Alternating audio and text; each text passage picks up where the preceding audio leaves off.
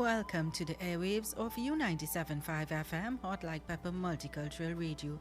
We are coming to you live from number 42 Exchange, Lord Scover, Trinidad and Tobago.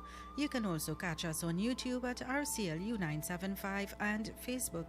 It's a great morning to wake up to another day of life and blessings to serve your purpose.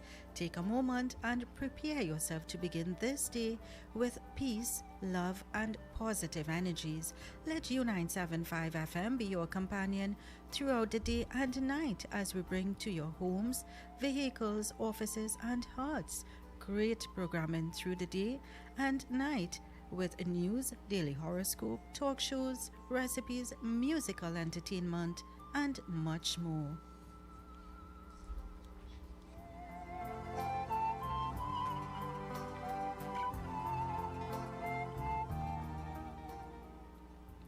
It's a blessed and positive morning as we are getting ready to face the day.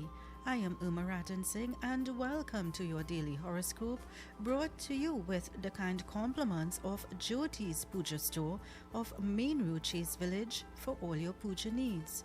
Let's see what the stars have in store for you today, Tuesday, 11th August. Aries. It's a great day to jump into an activity that you love to do, even if it's just for a little while. While the moon is in your sign, you will have bursts of energy and focused concentration, but beware of boredom.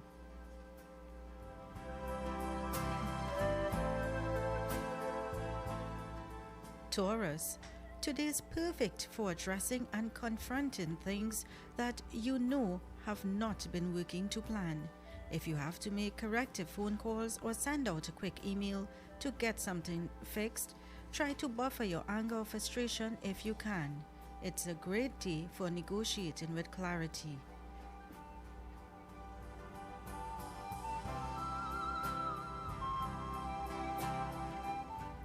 Gemini.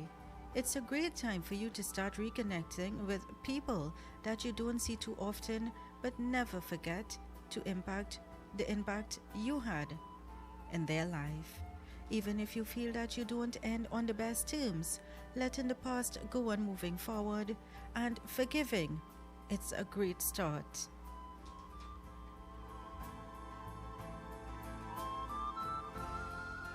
Cancer. It's a great day for setting your mind to accomplish tasks that require a lot of energy but little time. You may find yourself to be ultra ambitious today. It's a good day for breaking the barriers and your career or within yourself. Setting a goal that's personal is advisable. Leo. You'll enjoy challenging yourself to a new way of thinking or taking on any type of competitive activity.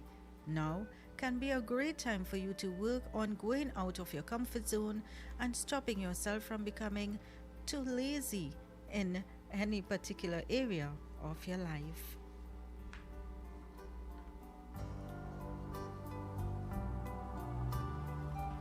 Virgo. There are lots of things that have started to expand due to the pandemic. Grant opportunities or going to school and doing a course online can be a great environmental change, and making new friends or communicating online will also enhance your personality. Libra. If you have been feeling the need to find a particular individual with certain skills for work you need in your house, today is a great day for getting referrals and follow-up on leads. You might discover the right person for what you need, or you can try your own skills at home.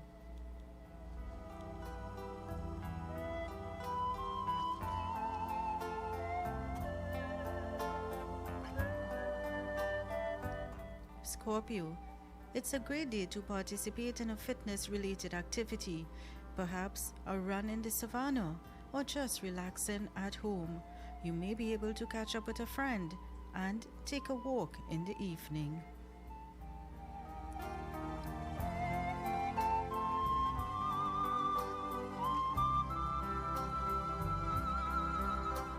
Sagittarius. If you have been feeling like the spark has gone out of your life, you can do something that brings back some passion and purpose. Perhaps make a plan to do something you used to enjoy or make a trip to the beach.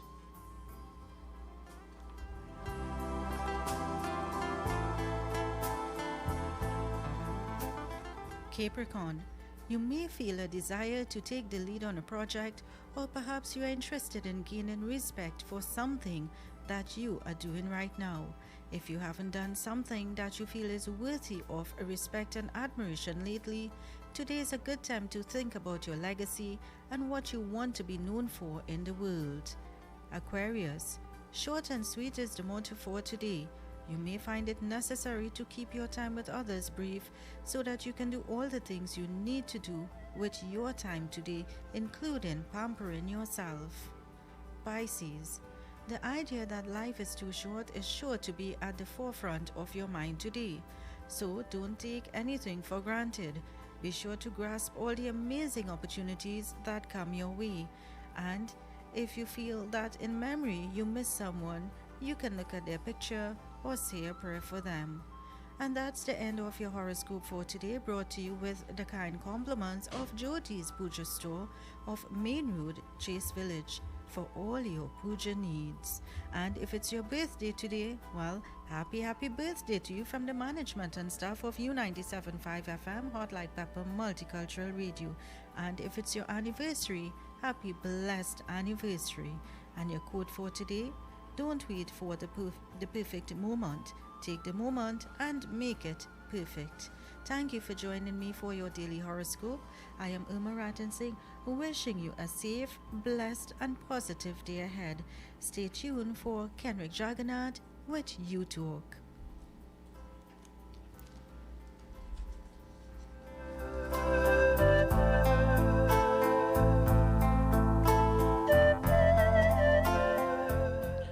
Well, thank you very much, Uma, for today's daily horoscope. You can join Uma again tomorrow at the same time for another edition of your daily horoscope. Stay with us at 975 FM Hot Like Pepper. The time in the Republic of Trinidad and Tobago is just about 18 minutes here past the hour of 6 o'clock. And note that time check came to you through the kind courtesy of a radio, 975 FM Hot Like Pepper. Today it's Tuesday, August 11th, 2020. And yes, when I come back, of course, we will take a look at what are some of the major stories as published in today's edition of the Newsday in Newspaper. 975 FM Hot Like Pepper. Stay with us here.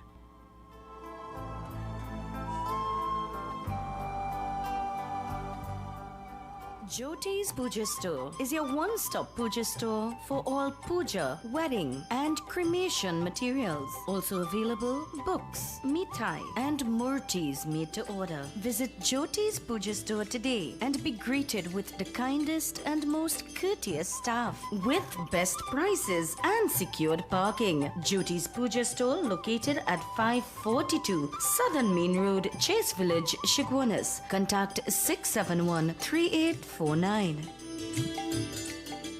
Greeted in the wonderful name of Jesus. My name is Bishop Kelvin Khan from Endurance Ministry International. Our new location is in Railway Road, Londonville. You can tune into 97.5 every Sunday morning from 6 a.m. till 8. Tell your nanny and your nana, your chachi, your chacha, your grandpa, your grandma. We need to pray for our nation. God bless you. Thank you. Praise Him. Praise Him. To you, Newsday Classifieds. Take Value Optical to be your partner. I do. I do. I now pronounce free eye test from Value Optical for Newsday Classified customers. Call the Newsday Classified reps for more information. You may now kiss the bride.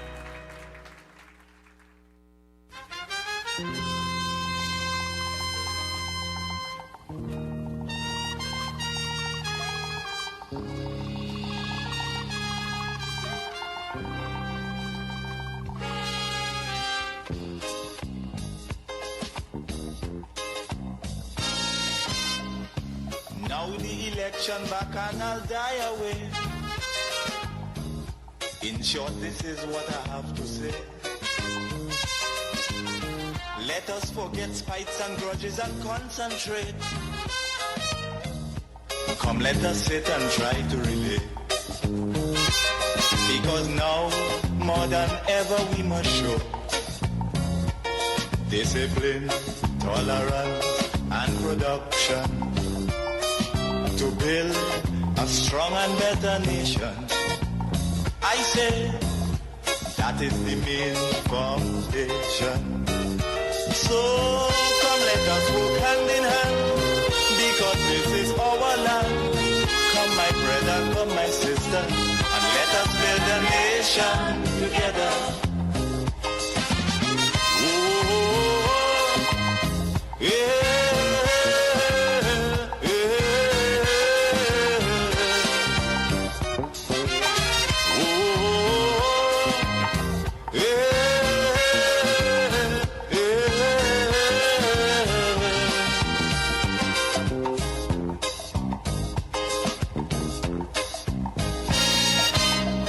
Remember, the key to success is working hard. For our country we must have regard. Forget all your differences, let we start to build. And onward to progress we surely will. Because now more than ever we must show discipline, tolerance, and production to build a strong and better nation. I say that is the main foundation. So come let us work hand in hand, because this is our land. Come my brother, come my sister, and let us build a nation together.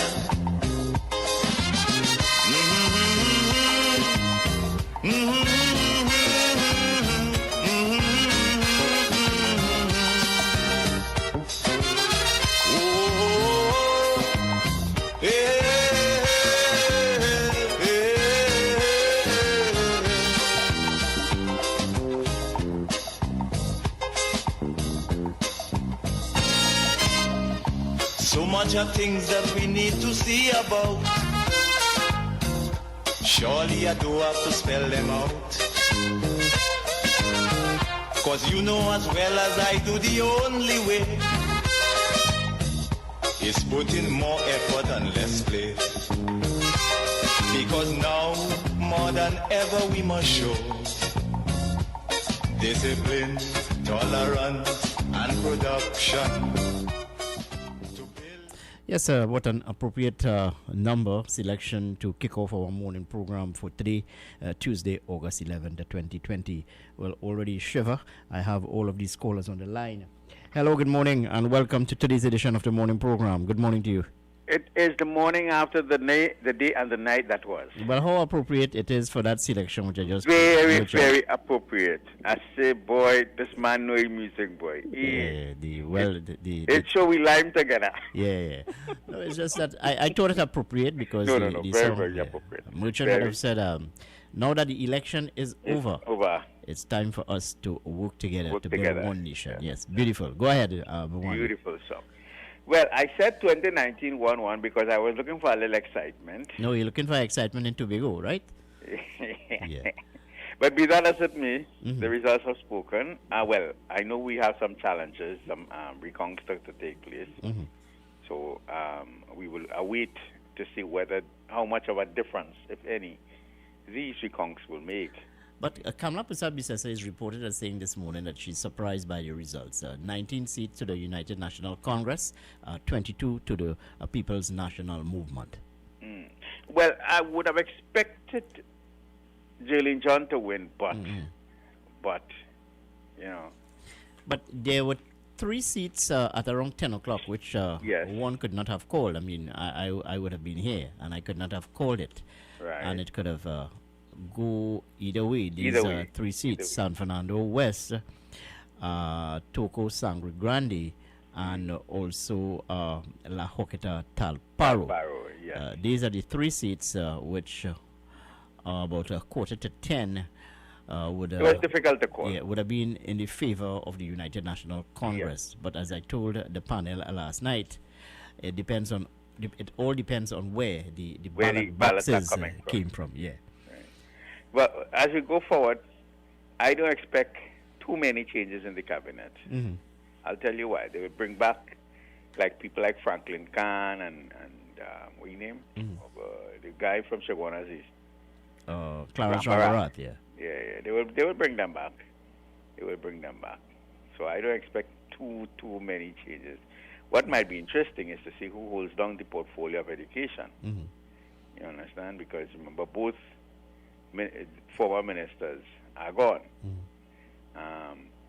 There is, of course, a good role for Penelope Beckles. I have always admired her as a politician. Well, I remember many, I think the last 2 or 3 elections, I think it was 2010, when I interviewed her. I remember telling her emphatically that one day she could be the political leader of the People's National Movement.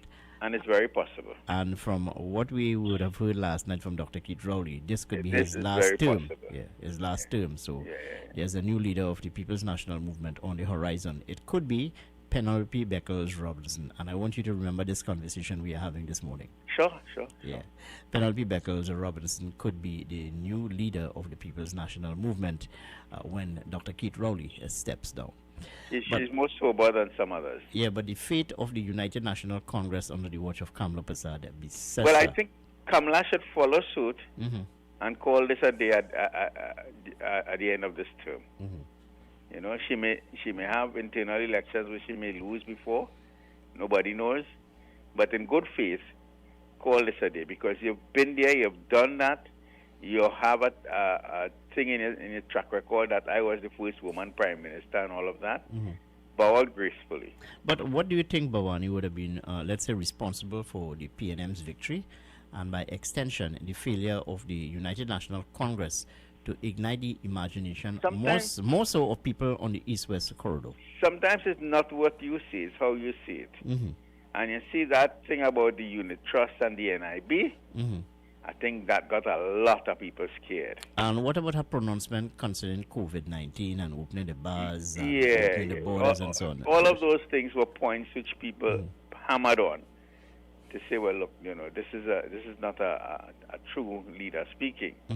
So I think that those utterances would have put her at a disadvantage. Now, I know she apologized towards the end for any mistake she made. But it is better to think what you're going and say rather than say what you think.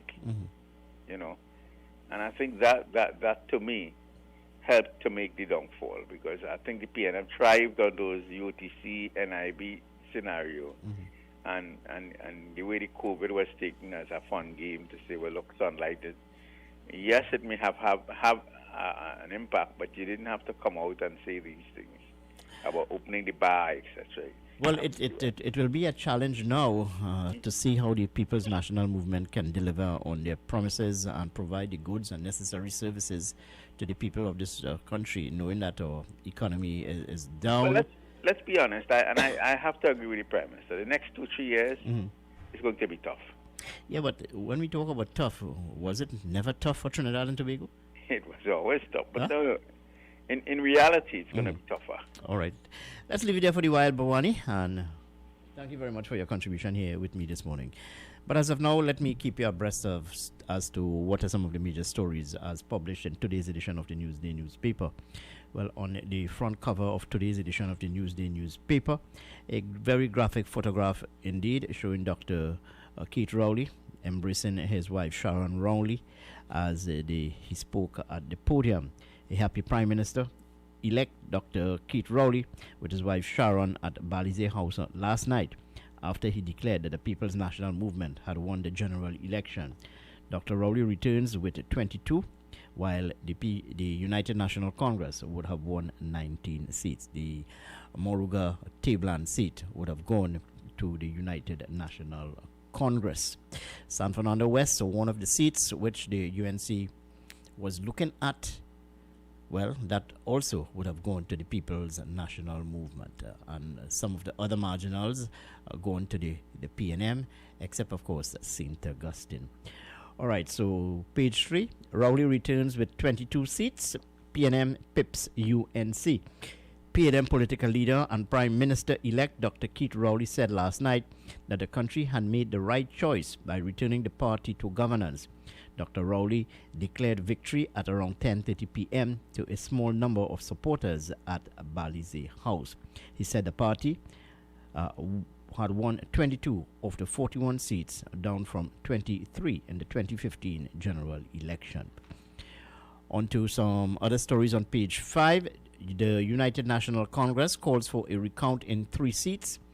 According to Kamla Persad-Bissessar, she said it's not over.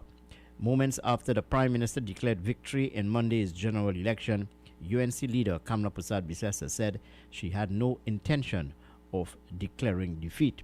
Unofficial results showed the People's National Movement had retained 22 of its 23 seats, and the UNC had gained one more than it previously held, for a total of 19 seats.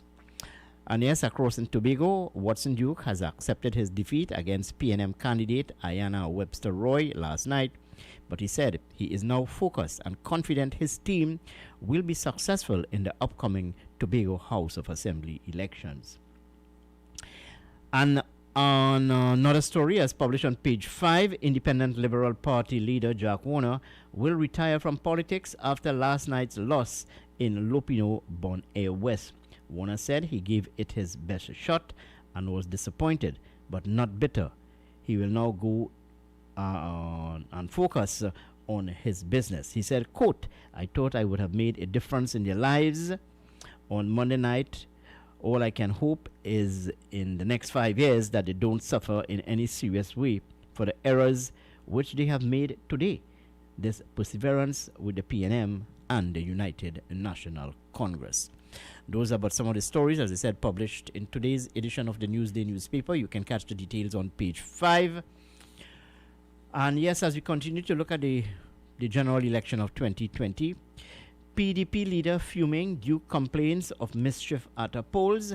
Progressive Democratic Patriots Tobago East candidate Watson Duke says he will approach his lawyers to address concerns about mischief at 2 polling stations on Monday.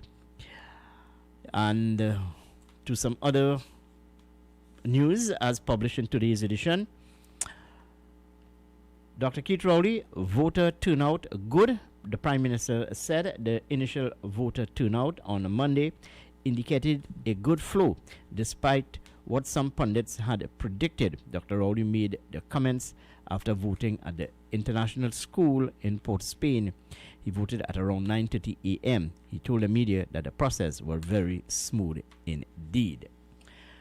Kamla tells Faris, bring it on. Yes, this as it relates to the validity of Barry Padarat candidacy. Now, Barry Padarat would have won that seat last night, Princestown seat.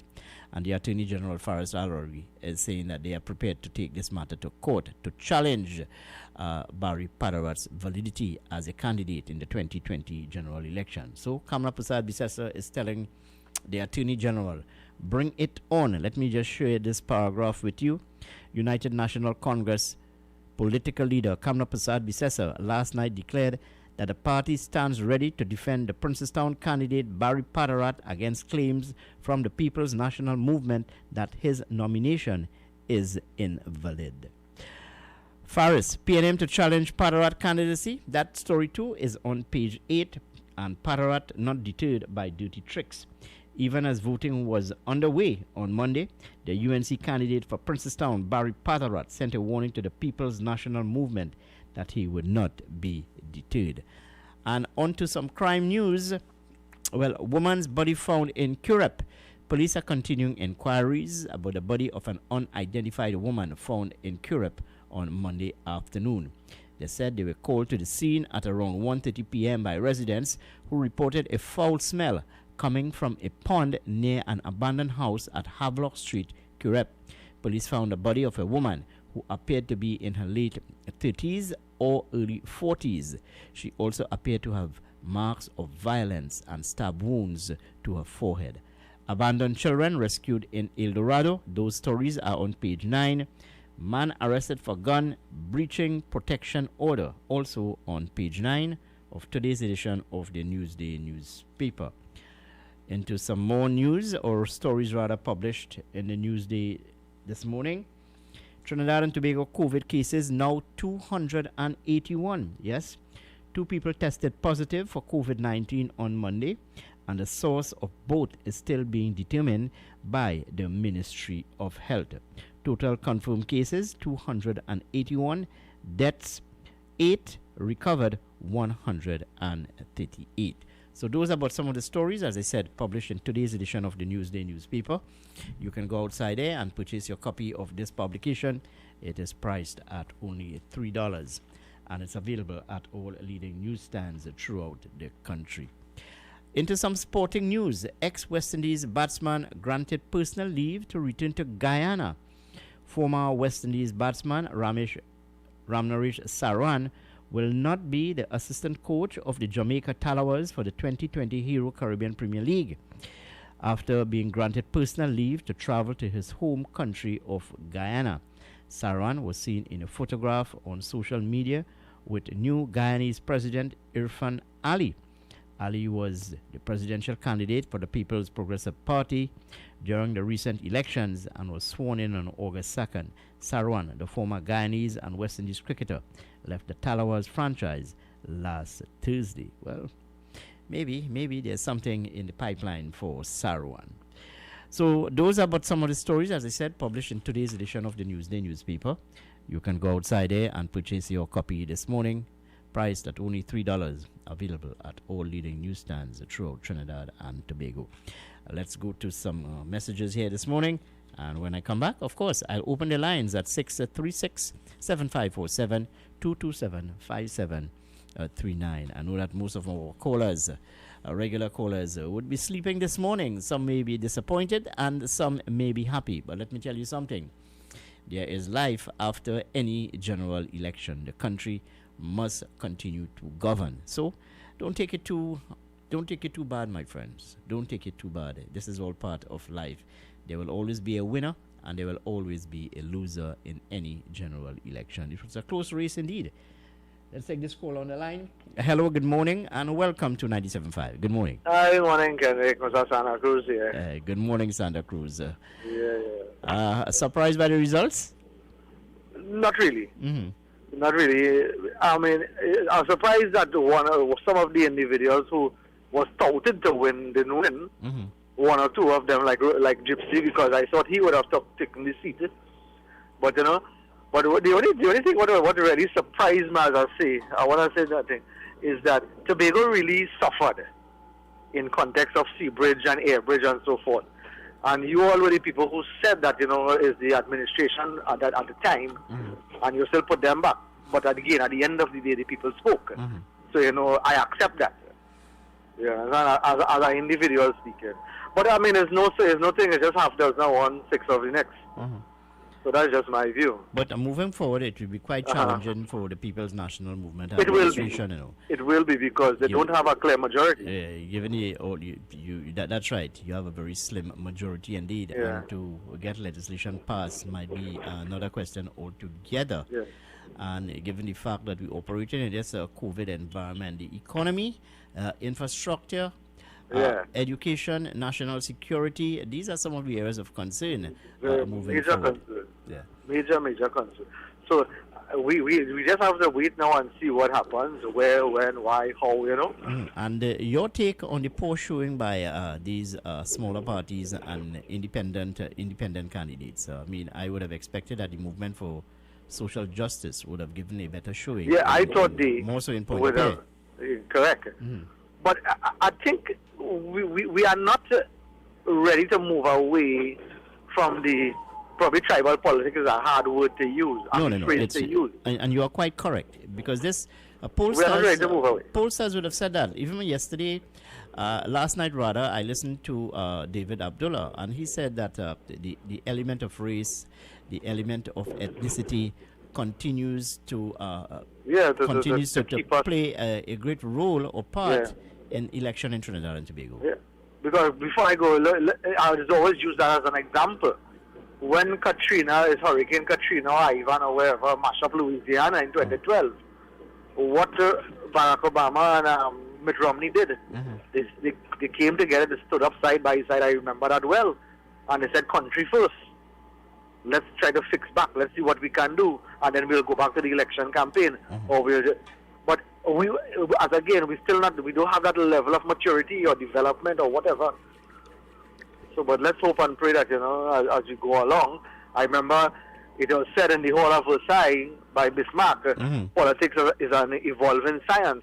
So let's hope in the time to come that we do evolve to that state, All right, well, so, I hear you. Again, locked on and listen and do enjoy the rest of the day. All right, thank you very much, man. You're welcome. Thank you very much.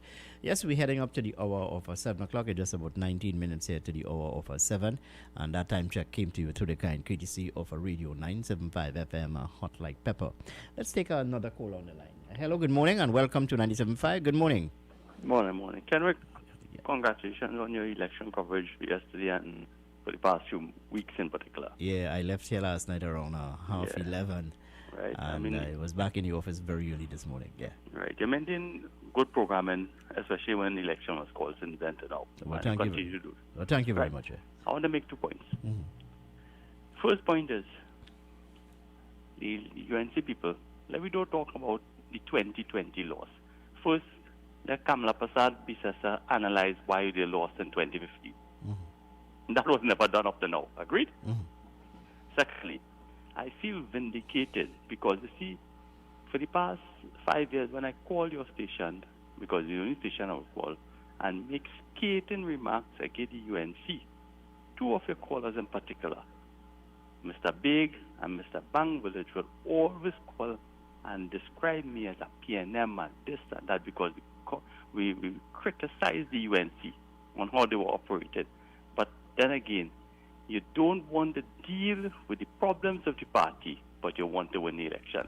But there are 5 years, and don't worry, if all the people who elected the parliament are the supporters of the political leader, who you think going to be there for the next 5 years? Take care.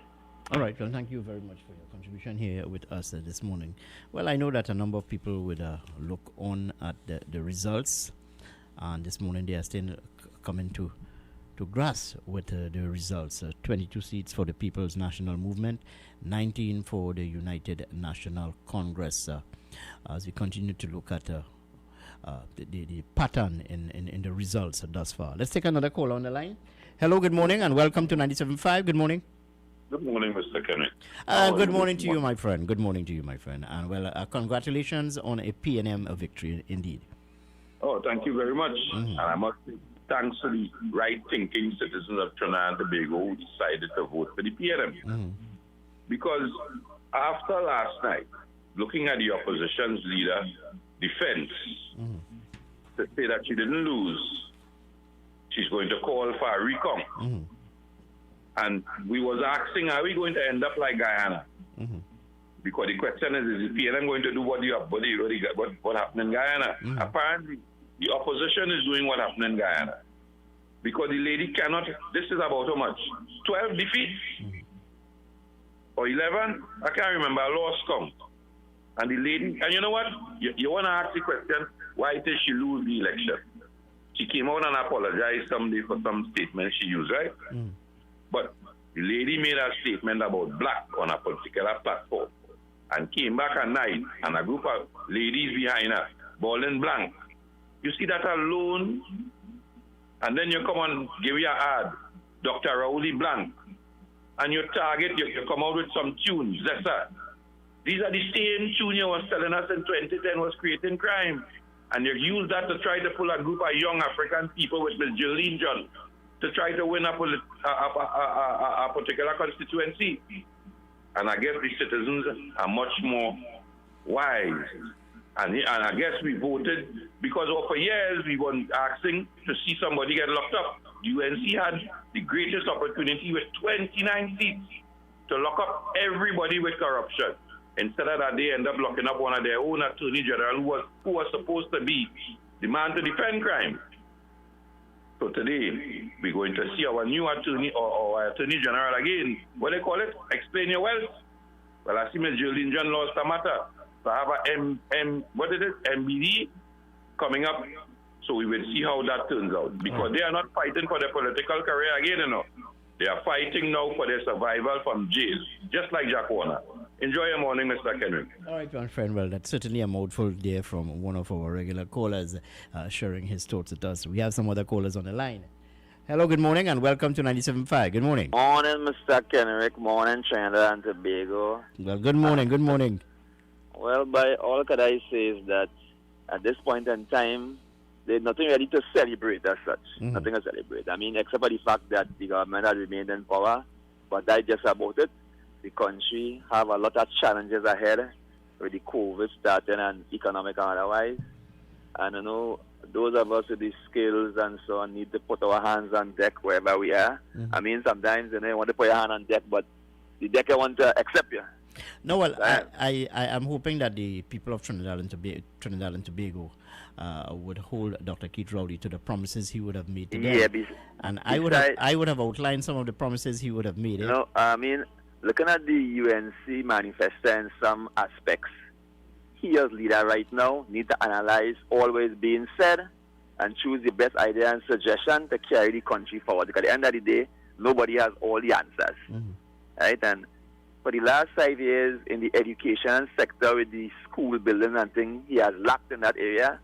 And I'd like to see how he intends to address that particular area, because I mean there are a lot of schools hang up in terms of buildings uncompleted. And we know when you're in construction, once you leave a building unfinished, when you come back to it, sometimes 2-3 times the price. And so we need to address that. So I want to see how you're going to address that. And we the people have to hold them to account in these areas and see how it goes. That's my take for now. All right. Well, thank you very much. Bye. I'm sorry to miss your call, my friend. You need to call us back at 367-547, 227-5739. And note that you can also WhatsApp us at 378-4975. You're with the morning program, the most interactive morning program on the airwaves of Trinidad and Tobago with yours truly. And yes, I'll be taking you until the hour of 9 this morning as we continue to look at general election 2020. You do your own analysis. What would have gone right? What would have gone wrong?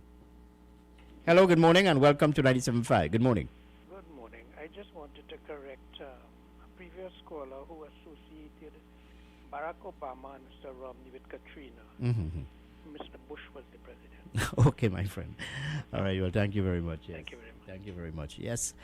Folks, we need to take a commercial break at this time. It's just about 12 minutes here to the hour of 7 o'clock.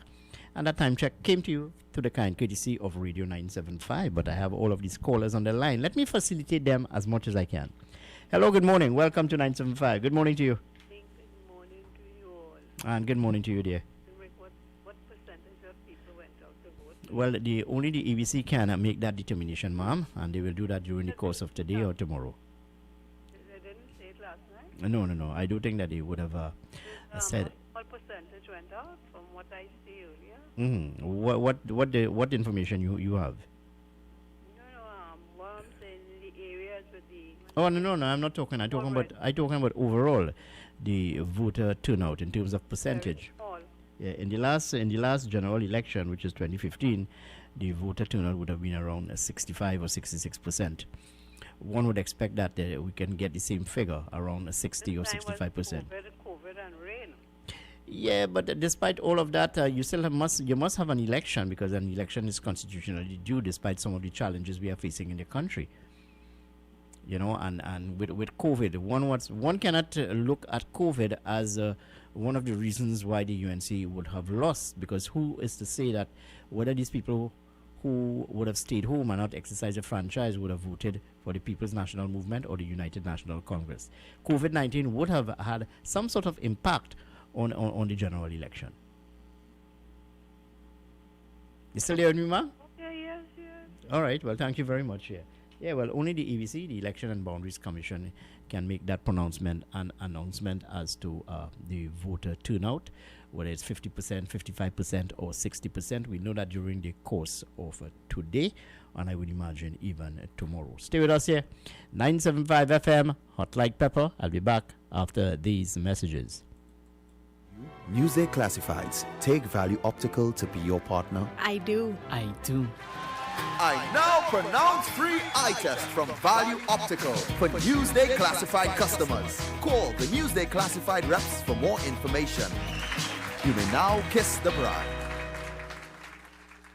Greeted in the wonderful name of Jesus. My name is Bishop Kelvin Khan from Endurance Ministry International. Our new location is in Railway Road, Londonville. You can tune into 97.5 every Sunday morning from 6 a.m. till 8. Tell your nanny and your nana, your chachi, your chacha, your grandpa, your grandma. We need to pray for our nation. God bless you. Thank you. Praise Him, praise Him.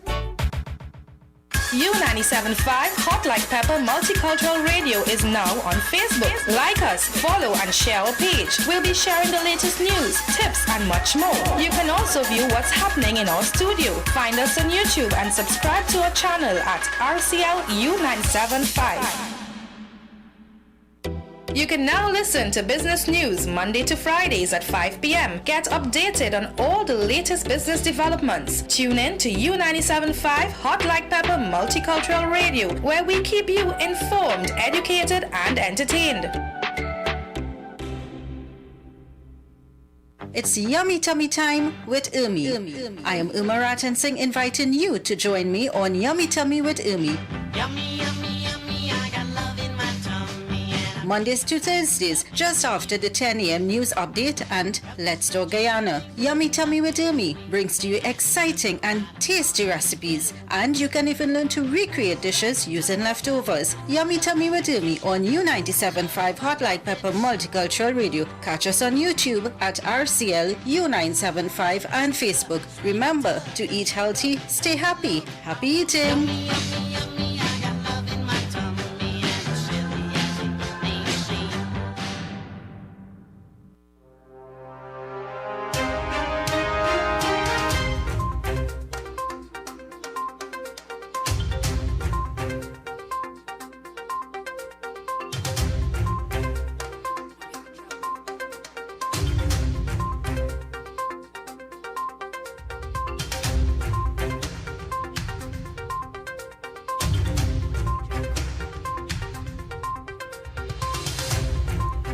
Yes, indeed, and welcome back to 975 FM, Hot Like Pepper. Just about 7 minutes here to the hour of 7 o'clock, and that time check came to you through the kind courtesy of a radio 975 FM, Hot Like Pepper. Well, some of the biggest disappointment in last night's general election would have been that of Jolene John and also Ahloy Hunt and David Naked. I would have been in the constituency on Sunday evening, and much would have been expected of Ahloy Hunt coming up against Terrence Dialsing and David Naked coming up against Esmond Ford. Well, they both would have lost yesterday, and people would have said to me that they expected these two candidates to bring home the seat for the United National Congress. Well, that did not happen. And more so, Jolene John, who would have, let's say, nursed and pound the pavement, worked the constituency of La Hoquita Talparo. Well, it must be certainly a bitter pill for her this morning to know that she would have lost that seat to the People's National Movement. Hello, good morning, and welcome to 97.5. Good morning. Good morning, Kenrick. And good morning to you. Good morning to you. Well, I can't call you senator again, you know. Good morning, Larry. Good morning. What's happening? I never wanted to be a senator, Kenrick. I just wanted to be an average person on the field, on the ground, helping people. That's all would be. All right. So what's the let's say mood in David Pinal this morning, knowing that it's Heartland UNC country? Kenrick, let me say this. Off the air, I called you and we had a conversation. I told you PNM was going to win this election long before the election date, right? Mm-hmm. Kenrick, when I saw the turnout of voters in the East yesterday, giving capsule reports to the station, there were many people who came out to vote because, one, we have known this country is polarized and divided. Two, we have learned that the United National Congress did not do much work in these areas, and I'll tell you why. Let us go back to when the election of 2015 was on. When the PNM had lost the election in 2010 to Kamala Prasad-Biswas and the People's Partnership Government, the PNM hit the ground running. I listened attentively every time that Brian Big calls the station and said the UNC is working hard on the ground. I didn't buy that and I didn't believe that. Even to this election, they started their campaign too late. Yeah, but hold Many on. things. No, but hold on. Would you agree with me that despite all of the hard work put in by the United National Congress to impress people on the East-West corridor, that the people on the East-West corridor, and more so in Central Trinidad and South Trinidad, would continue to vote in a particular direction? Yes, Kenneth. So a majority of the voting population, Larry, do not vote on a seasonal, and this is the point that David Abdullah would have made last night. The voting pattern did not change. Change. Kenrick, when you look at the areas in which the People's National Movement has won the election, and this race went up there, look at the communities in which that won for the People's National Movement, and you listen in the near future to come and see the complaints that is coming out of those communities, right? But I will say this, Kenrick. Let me congratulate the People's National Movement. They did their campaigning properly. They walked the ground from day one. And I will say this now, even in my own community, where I did not see a PNM representative, I did not see a UNC representative coming to the community. Driving on a truck or passing on a truck doesn't say to me that you are a person to vote for. We need to talk. We need to understand where we are and what we can do. And I will vote on issues. I will vote because you belong to a party. I am voting for representation. I'm not voting for a color of a party.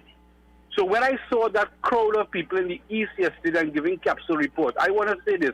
There is a polling station just off the highway in Waterfield that is in La Joqueta Talparo, one of the polling stations there. Kenrick, when I sent in pictures to 97.5 yesterday, it had about 500 people plus waiting to vote. And I'm telling myself that polling station need to be investigated for the crowd of people that was there and the mayhem that was taking place. I saw it, I reported it, I looked at it. Even the mock stations, Kenrick, out of that polling station there was cram-packed with people, all the different mock stations it has. But let me go back to say this. Let me congratulate Dr. Rowley for having this election in a hard time under COVID restrictions. And I saw something took place last time that should have been taking place throughout the campaign, where there was a kind of a victory party for Saddam Hussein in his area, and they came and the authorities came and said people need to social distance and mash it up and whatever. But why did not done in the instance when they were campaigning with people jamming, whining, and having a good time with no mask?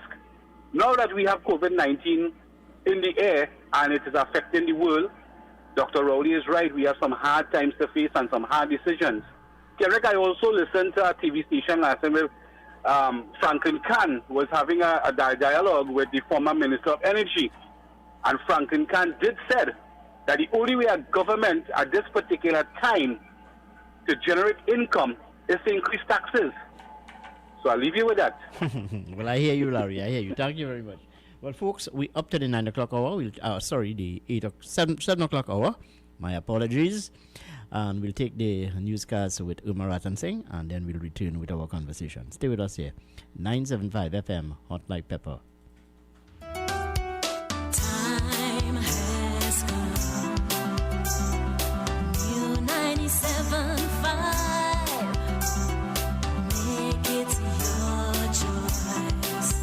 Something for everyone. 975 FM. Music for you. It's all about you. U97.5 FM, Hot Like Pepper, Multicultural Radio. Power to the listeners.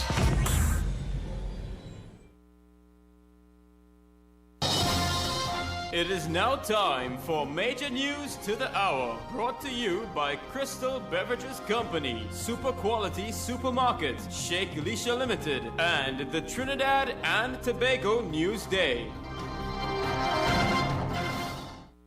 You can now listen to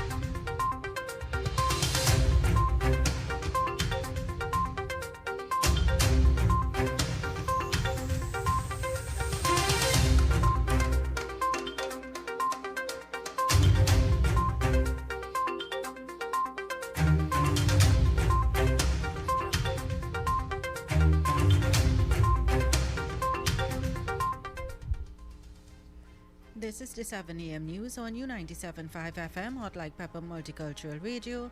I am Uma Ratan Singh. Good morning. The People's National Movement, led by Dr. Keith Rowley, candidate for Diego Martin West, again claimed victory last night as it won the 2020 general elections with a winning 22 seats. The PNM government, which held office for the last 5 years, claimed a historic and victorious day for the second time yesterday in the midst of the COVID-19 pandemic. The opposition UNC party, led by Kamla Persad-Bissessar, won 19 seats. The public's pronouncement in yesterday's voting focused on 150 candidates from 19 parties and 5 independents. But the UNC leader, Kamla Persad-Bissessar, is dissatisfied with the results and is demanding to file for recounts in at least 3 marginal seats as the numbers were so close. The results flowed in as PNM held on to its safe seat, but preliminary figures showed PNM's Winston Gypsy Peters losing to UNC's Michelle Benjamin. Dr. Keith Rowley held his Diego Martin West seat comfortably. PNM's Ayanna Webster Roy held Tobago East against PDP leader Watson Duke. PNM's Faris Al-Rawi retained San Fernando West against UNC's Sean Sobers, and the PNM's Marvin Gonzalez held Lopino Bonner West for the party against ILP leader Jack Warner and UNC's Prakash Williams.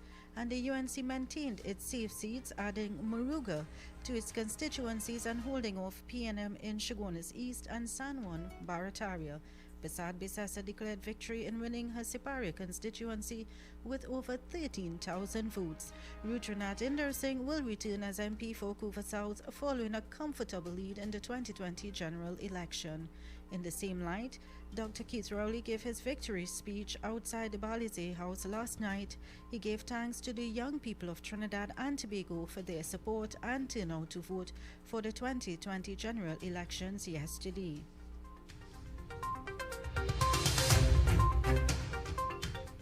The Ministry of Health is advising members of the public that its head office at Park Street, Port of Spain, will be closed from today until Wednesday.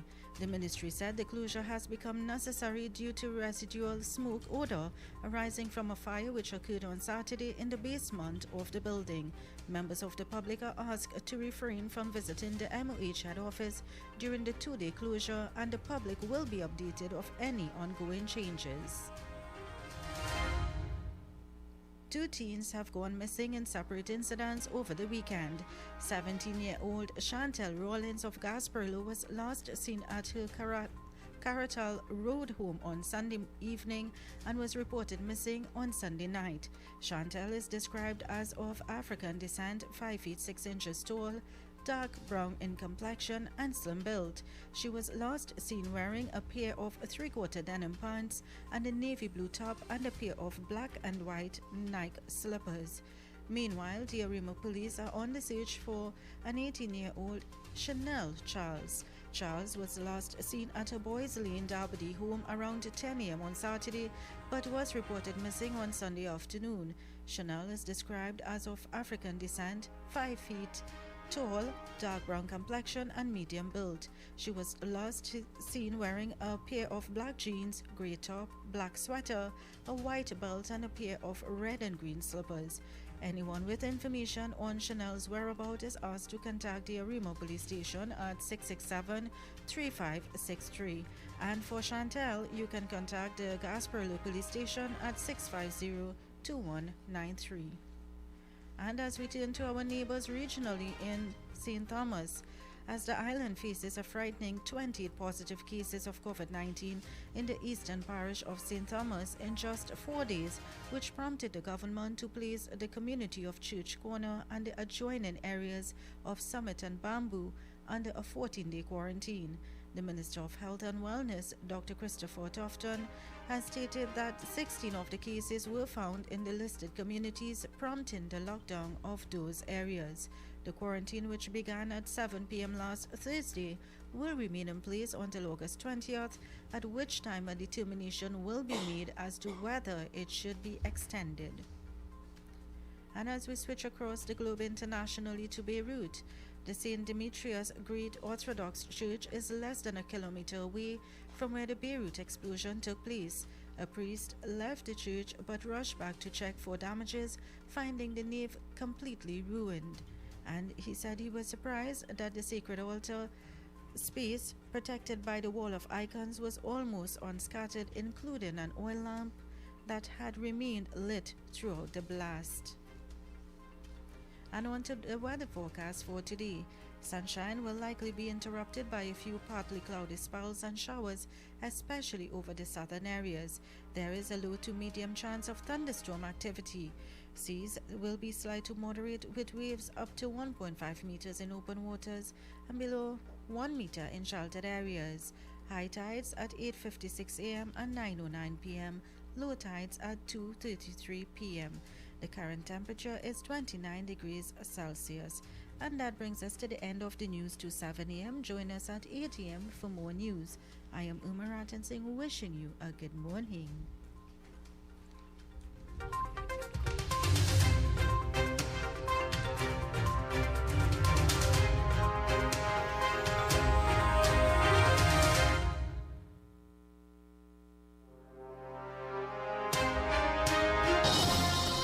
That was Major News to the Hour, brought to you by Crystal Beverages Company, Super Quality Supermarket, Sheikh Leisha Limited, and the Trinidad and Tobago News Day.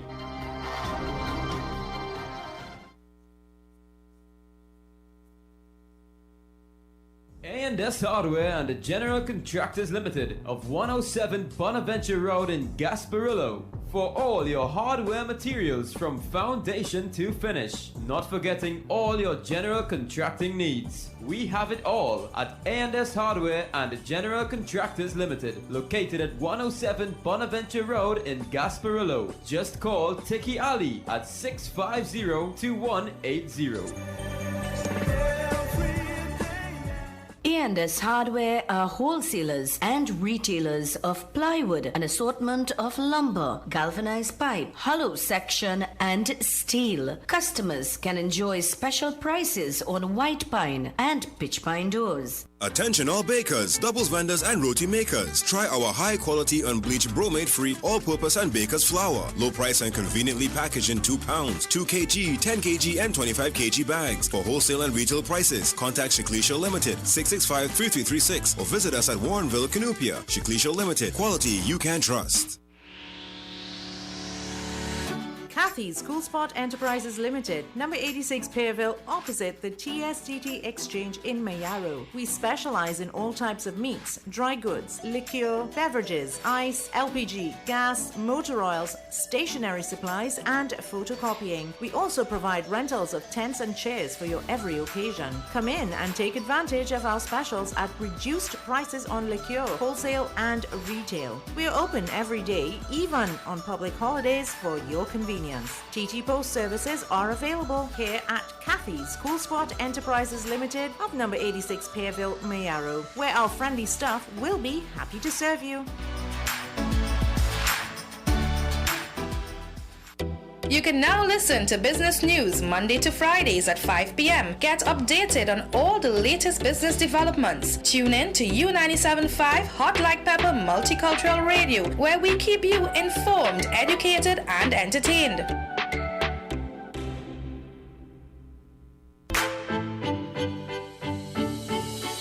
Visit Eddie's Pharmacies Limited newest location inside JTA Supermarket C3 Center, Current Village, San Fernando. They offer blood pressure, blood sugar, cholesterol and pregnancy testing, as well as all pharmaceutical products and over-the-counter drugs, along with CDAP prescriptions. Sagicor Caricare International Medical Card, Guardian Life Provider Card and Republic Bank points are all accepted at their 3 locations of Eddie's Pharmacy Limited. RS Building, Rocha Douglas Road, Barrackpore, GN Building in Pinal, and C3 Center, Current Village, San Fernando.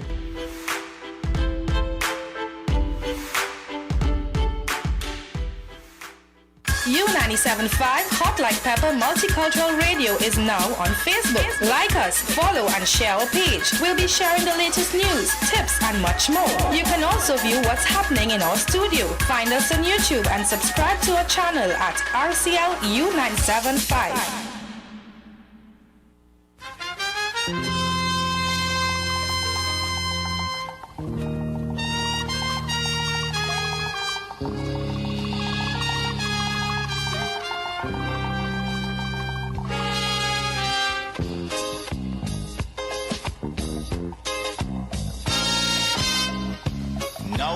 election bacchanal die away.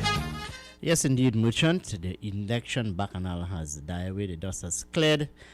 And yes, there will be a new government in place. And according to Dr. Keith Rowley, one of his first assignment after the victory last night is to establish and announce a new cabinet. Well, I have some callers here on the line. Hello, good morning, and thanks for choosing us. Good morning. Can I give my minute again? Yeah, sure. Go ahead, sir. I like all the 7 o'clock news. Very detailed.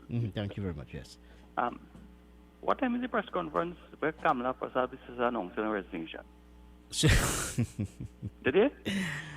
No, you know, apparently you would have read my mind, because that was the other topic I was going to come with in the second hour, where one... Yeah, I want to know, I want to know if Bangladesh could give it the time, or the fellow of Canada, Capel B soon, or Brian Big. I want to know the time.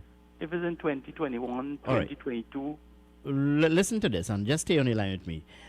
It is time for Kamala Prasad Bisesa to bow out of the United National Congress. If she refuses to step down as the UNC political leader, she should be pushed out by the party's membership. This is the advice coming from one Derek Ramsamuj. Continue with your contribution. Hold on. Who pushing she out? Anita Hines? Saddam? Dave Tanku. But remember, we spoke about that. And people took hold on. People took very serious issue with me. You know, I was criticized, and every watering hole I went to, people took issue with me, where I said that the opposition leader Kamala Prasad Bisesa is preparing for opposition again, surrounding herself with party faithfuls and members of the national executive. Who vexed lost?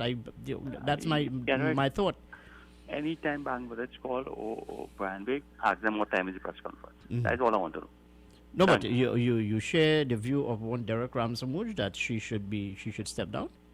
Yes, she stopped resigning last night.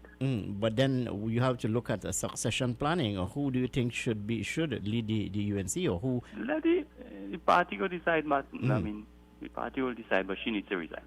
All right, my friend. Well, thank you very much. Yeah. Well, yes, this is the view here or rather, the advice coming from one Derek Ramsamuj. This following the results of last night's general election. A question now as to the future of Kamala Prasad Bisesa as a political leader of the United National Congress. Hello, good morning. Welcome to 97.5. Good morning. Kenrick, good morning to you. Good morning, Kuva. How are you doing this morning?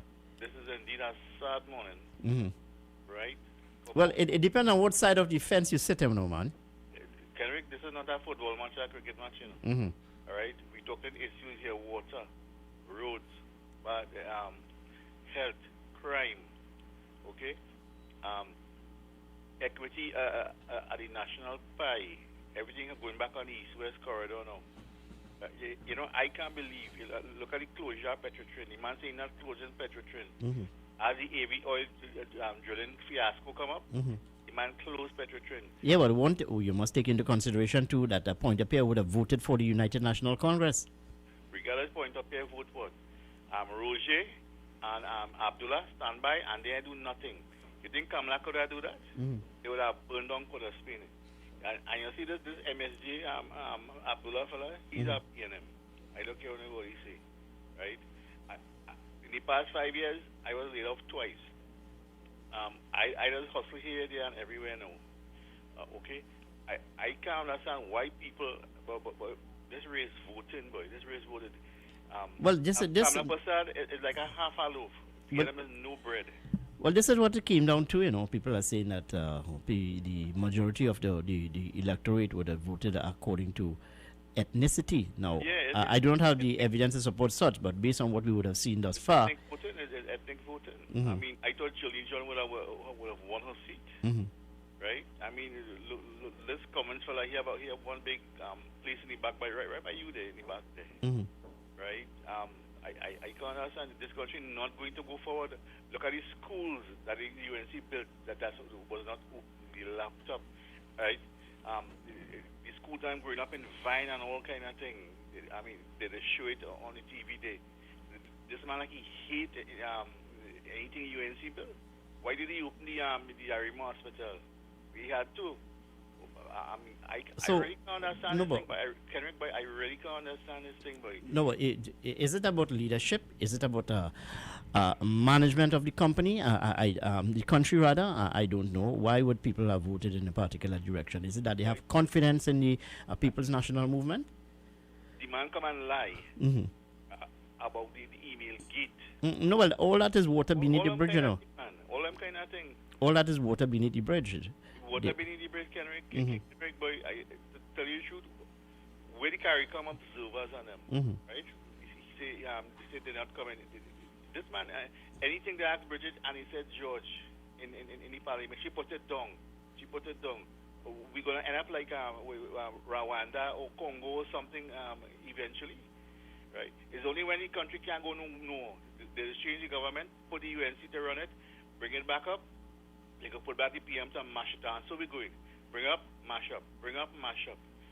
This is madness. The PNM is no bread, you know. UNC is half a loaf. The PNM is no bread. I know how Mr. Bankville is going to be taking this, you know. I know. I hope he calls in. All right. I hope Mr. M call in this morning. This is ridiculous, boy. I can't believe this thing. I mean, yet I get my Ruga table. I can't believe people in Grandy. I mean, if you see the other day I passed on the Manzanella Road. If you see that road, right? I was going to Plumitan by a friend from Grandy straight down to the Plumitan Road. The road is extremely bad. So, you know, I always complain about the roads in Central. Some people in Tabaki, they can't get water, basic thing like water. I don't know, but like old talk in this country and jamming and whining more important than the people. No, but if you speak of these constituencies where there is as you claim, poor infrastructure, these constituencies would have voted for change. They would have voted for Kamla Prasad Visesa. Yeah, I know. Yeah. But when you look at the larger picture, it's the east-west corridor, San Fernando East, San Fernando West, Labre Point, Fortin. I mean, people going to vote for Al-Rawi. What Al-Rawi did for the past 5 years, besides full his pocket. All right, well, certainly, my friend, you are a bit disappointed by the results. Well, as I said, in every general election, there will be a winner and there will be a loser. The question now is how the country proceed forward. Let's take this call on the line. Hello, good morning, and welcome to 975. Good morning. Morning, Mr. Kendrick. Good morning. Glad for cool, because that fella doesn't seem that too normal. He has it bad. So let me explain to you, sir. All what you talk about it, laptops and all that, here why I voted for the PNM. Because a lady told me Mr. Manning had allegations of corruption. But the first thing I saw was a white lady had was to leave because she gave a contract to someone as her family. Then I remember the teacher lady. Remember the lady, what's her name? Camille Baptiste Cornelis? She just disappeared. Then I had, he was the Minister of National Security, right? And then I had a man, look now, I come and have their first time in Trinidad and Tobago, an Attorney General is called before the court and his sidekick. And I have a Queen's Counsel from England with the British government investigating how this money went to this man, right? The Attorney General. These are the reasons why Kamla Prasad Visesa lose government, because of corruption. She had the largest budget ever. The citizens of this country gave her 29 seats. Majority in the parliament, she could have changed any law. But she didn't. Instead of that, we're hearing about Bagman. Look, right now, we have Parat had an answer for nearly $250,000 that he hand over to the Prime Minister.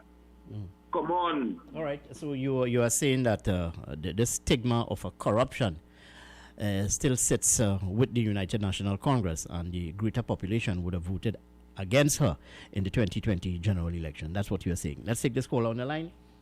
Hello, good morning, and welcome to 97.5. Good morning. A very good morning to you, Kendrick. And good morning to you, my friend. And how are you this morning? I enjoyed your little coverage last night, man. Well, thank you very much. It was good, yes? You was on the ball, you was good. And I listened to you. I listened to your TV. I listened to your station last night for the coverage. Okay. Now, people ask for this election. This election wasn't going to call in August. The man had an extra 3 months under the Constitution to call the election. To force the man to call the election. And everybody was saying, call the election now, call the election now.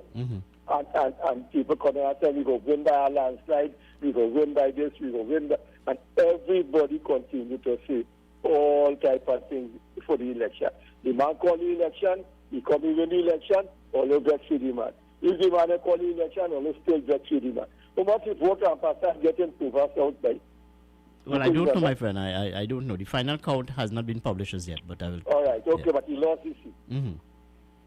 And that man put commercial on that registration and he tell people everything in the interview, what he's going to do, and what he will do, what he will help, what he will do. And he lost his seat. And his government is in power. So which means the people of Cuba South didn't want nothing, so they vote for Rudy and I'm saying, because he was a failure for the last 5 years in Cuba South. So why I should vex? And hold on, and what about your favorite candidate, Dr. Rudal Munilal? Rudal? Well, the same thing with Rudal Munilal, you can't get your 2 acre lot, you can't get your lot, EMDD under investigation, all them things when you look at the whole package.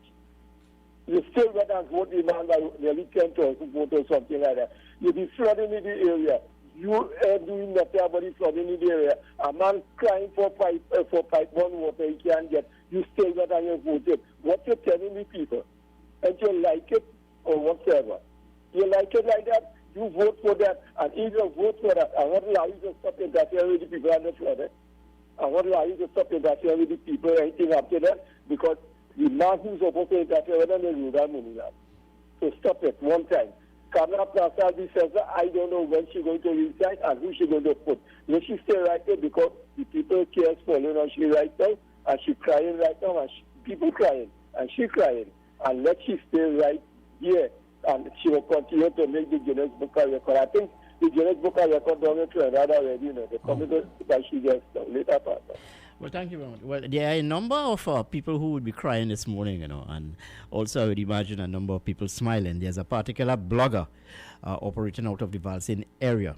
I'm suppose last night she would have at least absorbed at least about 2 bottles of lima call. Let's take this call on the line. Hello, good morning, and welcome to 975. Good morning. Morning, Mr. Kenrick. Morning. Good morning, my friend, Mr. Loa Aranguez, the East-West corridor boy. Yes, sir. Well, Kenrick, as always say, the will of the people is the will of the people. And you have to accept it. Understand? Now, yesterday when I went on the road in the morning, the amount of people I see going out to cast their ballot, that is encouraging. Then yesterday evening, you know, I passed number 5, you know, there nobody in line to vote. So people went early and do the things. So you salute. This is positive. The people use the system and they went and exercise the franchise. And as I maintain, you have to live with the results. Right? You got to pick up a piece, pick up your bag, your sneakers, your jimbos, and you know, I would expect Kamala Prasad Bisesa last night to have said, look, we accept the results. We would have led a clean and a clean fight. We would have fought a good fight indeed. But it's now time to revisit my own situation as political leader of the United National Congress. In Trinidad, there's had a run leaders here. In Trinidad politics, there's had a run the leader here because the leader does always want to lead. Remember, very early in the game, I told you that Sean Sobers was a very poor candidate indeed in San Fernando West. I heard you say so. Yeah, was a very poor candidate indeed in San Fernando West. You see, you have to understand the dynamics and the culture of San Fernando West and the politics. A very poor candidate indeed. So when you look at the result last night and you try to analyze what actually took place, one would have to look at the campaign, the level of campaigning. One would have to look at the selection of candidates, the machinery of both the People's National Movement and the United National Congress. Go ahead. You missed one of the main things. What's the that? Availability of money. The campaign. Well, campaign is an expensive business. Well, no, and the result is showing such. I'll tell you why. When you look at the result, it tells you that in the main, the electorate of Trinidad and Tobago do not vote on issues of the day. Well, that can't change. They do not vote on issues of the day. Now, I have my little take on this situation. When I see people come out yesterday and, a lot of people stay with the government because of how they handle the coronavirus. Mm-hmm. A lot of people talking to people in the area, and this is the question is that I ask people here. What are you going on doing, son? Because Well, all of you from the same community. I said very early that the managing the country in this what you call crucial and challenging times would make a difference. That the population would look at who best can manage the affairs of Trinidad and Tobago. Well, you use that term called polarized. Well, the country is polarized. When you watch across the landscape of Trinidad, right? You just wonder, well, what's really going on? Because here it is, you see one candidate getting 15,000 votes, winning. The next candidate gets 6,000 votes and lost. So I, as a citizen, I have a little issue with that. But then I do have the will to hold on to that and see what can happen. But as I say, you got to live with the results. But when you look at the results also too, it is telling you that the People's National Movement is an urban party, while the United National Congress is a rural party. When you look at the demographics of it, and I'm sure that you and others would agree with me. Now, I have a lot of friends in the St. Joseph constituency. Them fellas had high hopes. They don't pull it off. But when you listen to the key activists, and the big problem there was resources. Now, a lot of people who pay attention, you see the election day machinery is very expensive. You have a lot of money for that. I was involved at one time. So as I say, I wanted them, I'm not making an excuse. But the election come, it gone. You have to live with that and try and see what you could do. And we have a lot of cadavers now to bury now.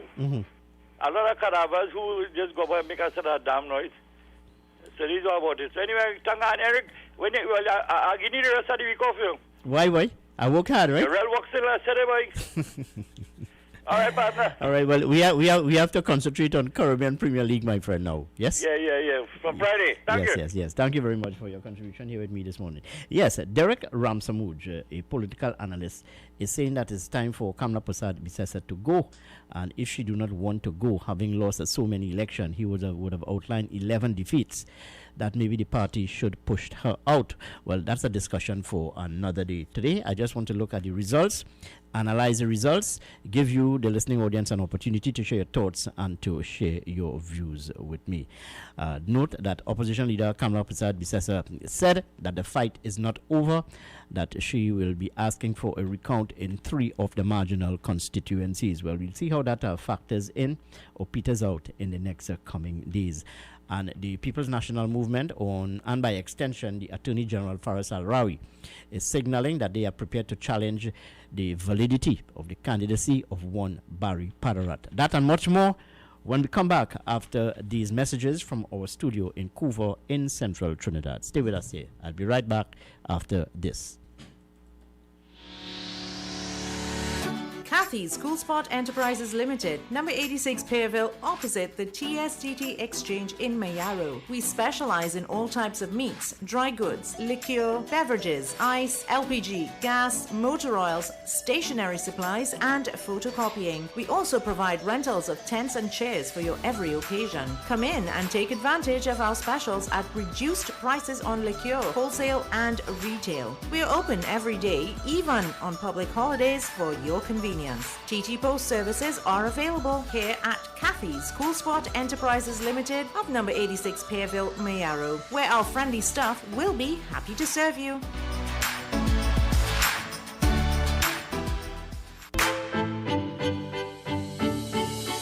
Visit Eddie's Pharmacies Limited newest location inside JTA Supermarket C3 Center, Current Village, San Fernando. They offer blood pressure, blood sugar, cholesterol and pregnancy testing, as well as all pharmaceutical products and over-the-counter drugs, along with CDAP prescriptions. Sagicor Caricare International Medical Card, Guardian Life Provider Card and Republic Bank points are all accepted at their 3 locations of Eddie's Pharmacy Limited. RS Building, Rocha Douglas Road, Barrackpore, GN Building in Pinal, and C3 Center, Current Village, San Fernando.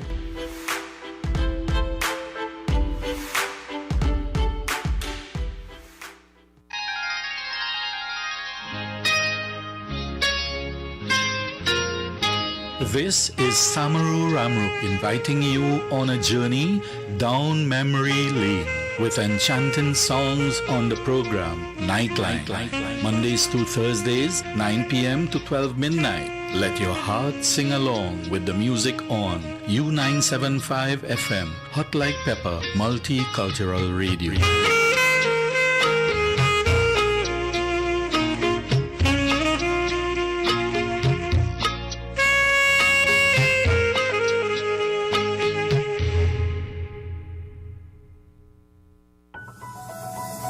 Let's talk Guyana. Join me, Umaratan Singh, as I bring you news, updates, information, culture and traditions of Guyana. Let's talk Guyana, Mondays to Thursdays, just after the 10 a.m. news headlines on U97.5 Hot Like Pepper Multicultural Radio. It's Yummy Tummy Time with Umi. I am Umaratan Singh inviting you to join me on Yummy Tummy with Umi. Yummy, yummy, yummy, I got love in my tummy. Mondays to Thursdays, just after the 10 a.m. news update and Let's Talk Guyana. Yummy Tummy with Umi brings to you exciting and tasty recipes, and you can even learn to recreate dishes using leftovers. Yummy Tummy with Umi on U97.5 Hot Like Pepper Multicultural Radio. Catch us on YouTube at RCL U975 and Facebook. Remember to eat healthy, stay happy. Happy eating!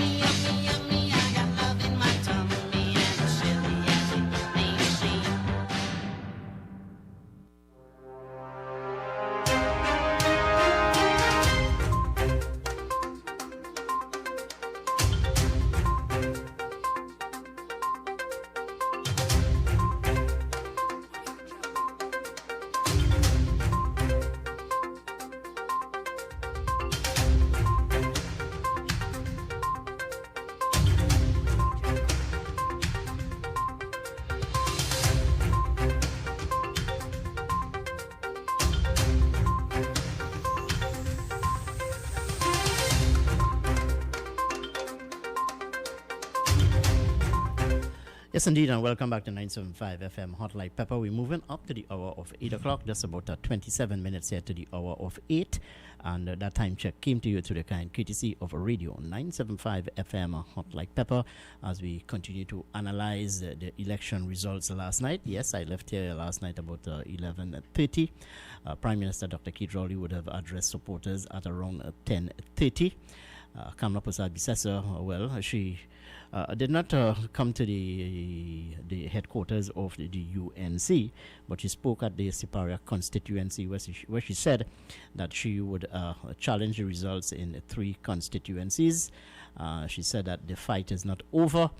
And more than that, there was no indication coming from her as to whether she will step down as the political leader of the United National Congress. The conversation started about half an hour ago with Derek Ramsamouj, a political analyst, calling for her to step down. And if she does not step down, well, maybe the hierarchy of the party, the membership of the party, should ask her to step down. That's the question, or rather, the matter we are discussing here this morning. General election 2020 is over. The PNM would have won 22 seats. The United National Congress 19 seats. The challenge now is for Dr. Rowley to put together a cabinet, present a budget. Yeah, these are some of the challenges that Dr. Rowley and the PNM will be facing. And more so, we have to look at what is happening with all of this in the COVID environment. COVID environment I'm talking about is 281 positive cases thus far.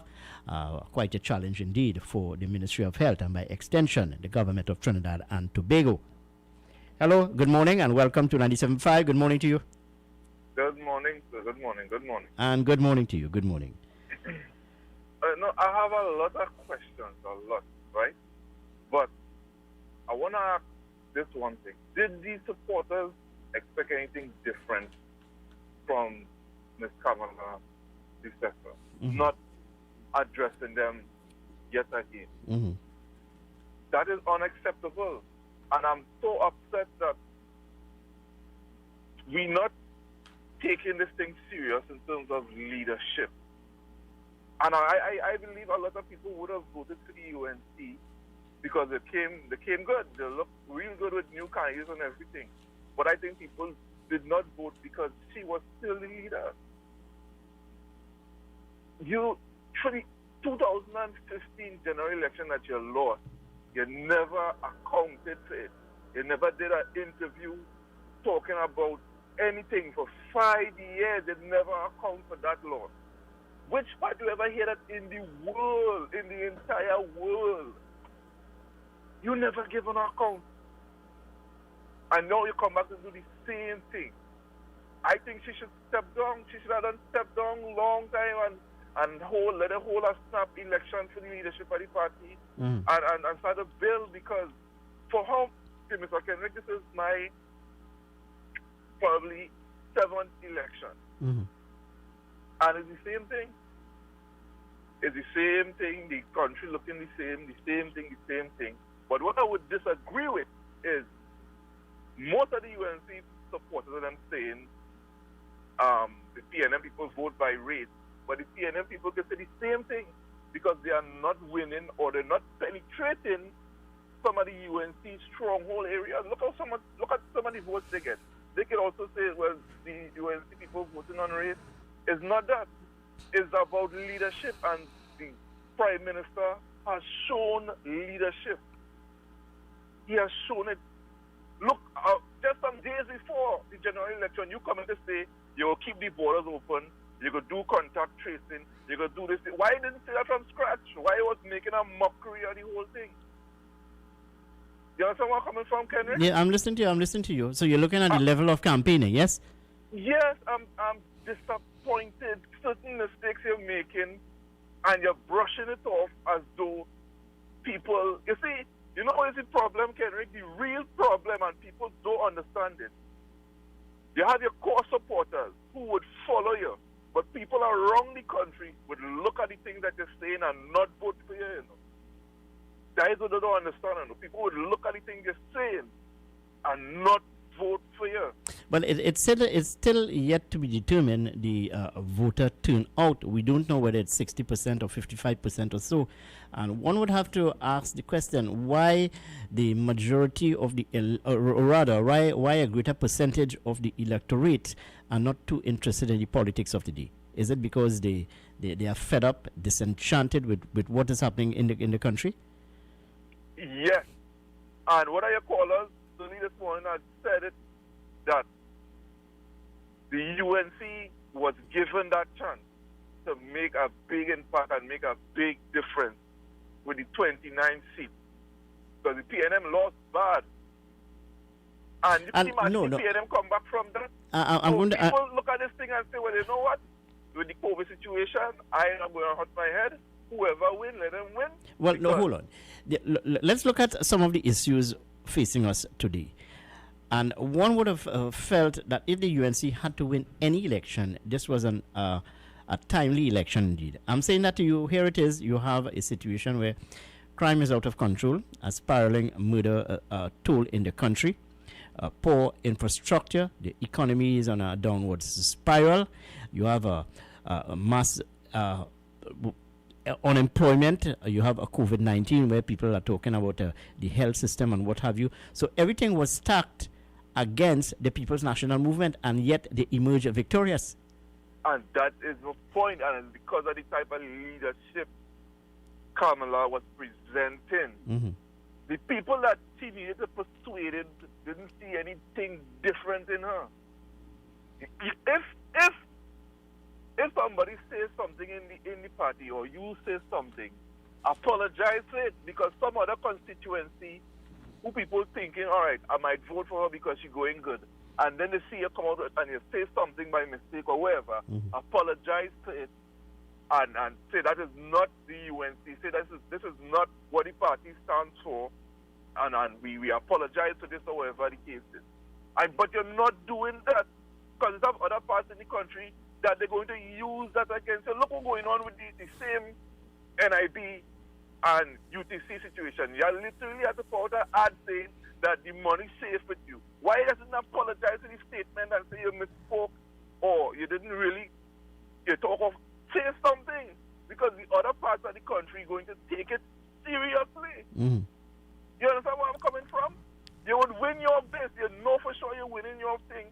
But you cannot think that I don't have to apologize for this. Why I apologize? This can make me look weak. What are you talking about? There are a lot of old people there who had waited through the years, through both parties, 3 months without pension, 3 months without NIS. And now you come in to talk about you're going to allow them to invest. What are you talking about? People don't want to pay more. People don't want to lose their pensions and stuff and things. All right, so let's end our conversation. In essence, you are saying going forward that the UNC must look now to a new leadership of the party. Yes, immediately. And the longer the wait is the more the leadership showing that they have no spine. Okay, friend. Well, thank you very much for your contribution here with us this morning. Well, I know that that would be the discussion this morning, the fate of the leadership of the United National Congress. Already you have one Derek Ramsamouj calling on the party to remove her or, ask her to step down. Hello, good morning. Welcome to 97.5. Good morning. Yeah, Kenrick. Good morning to you. This is I like to tell our last caller, this is a back to front country. Whining and jamming and race more important than performance. Pandey, while he was there, he did perform. Although he mashed up his own party, we didn't give him a second chance. Kamala was there, she performed. What on earth did Rowley do in the last 5 years, besides the curb interchange? Right? What the hell did he do? But you're talking here about infrastructure. Infrastructure, COVID, right? The economy, it's in that downslide. You could talk to business people, right? The US dollar, the foreign exchange. Nobody know who gets any foreign exchange. When Jawala Ramaran said who was getting it, they fire him. I don't know, boy. To tell you the truth, the next 5 years will be very rough. Property tax. They want to tax the people to debt. I don't understand. Well, I listened to Larry this morning, and it probably would have escaped me, where he said Energy Minister Franklin Khan would have said that one of the ways, and I stand to be corrected there, someone can correct me, but where he said that, or reported to have said that one of the ways to raise the economy is by taxation. So are you going to subject the people of Trinidad and Tobago to more taxation? Well, some of the biggest houses in Trinidad are the Indian people. And they're always looking at what the Indian people have. Let me be honest here, right? In our country, we old talk be performance, right? Jesus Christ, and this man performed, Keith Rowley performed. When I played golf this morning here. Yeah, but that's not what the majority of the voting population would have said. And they would have said that so by staining their finger for him. Who got the popular vote? Well, I don't know. We still have to look at the figures as coming from the Election and Boundaries Commission. I think the USA got the popular vote. So why we can have a government, right? Who get more vote win? No, that's you talking something different. But this is democracy. This is first past the post. You're looking at constitutional reform and so on. Yeah, we definitely need that because we can't keep going this Mugabe Idi Amin way, right? It's bad for the country. Well, that discussion, I would have ignited that last night, where we're talking about constitutional reform and what have you. But that's not for me to really debate this morning. I'm just trying to analyze the result as to what would have transpired.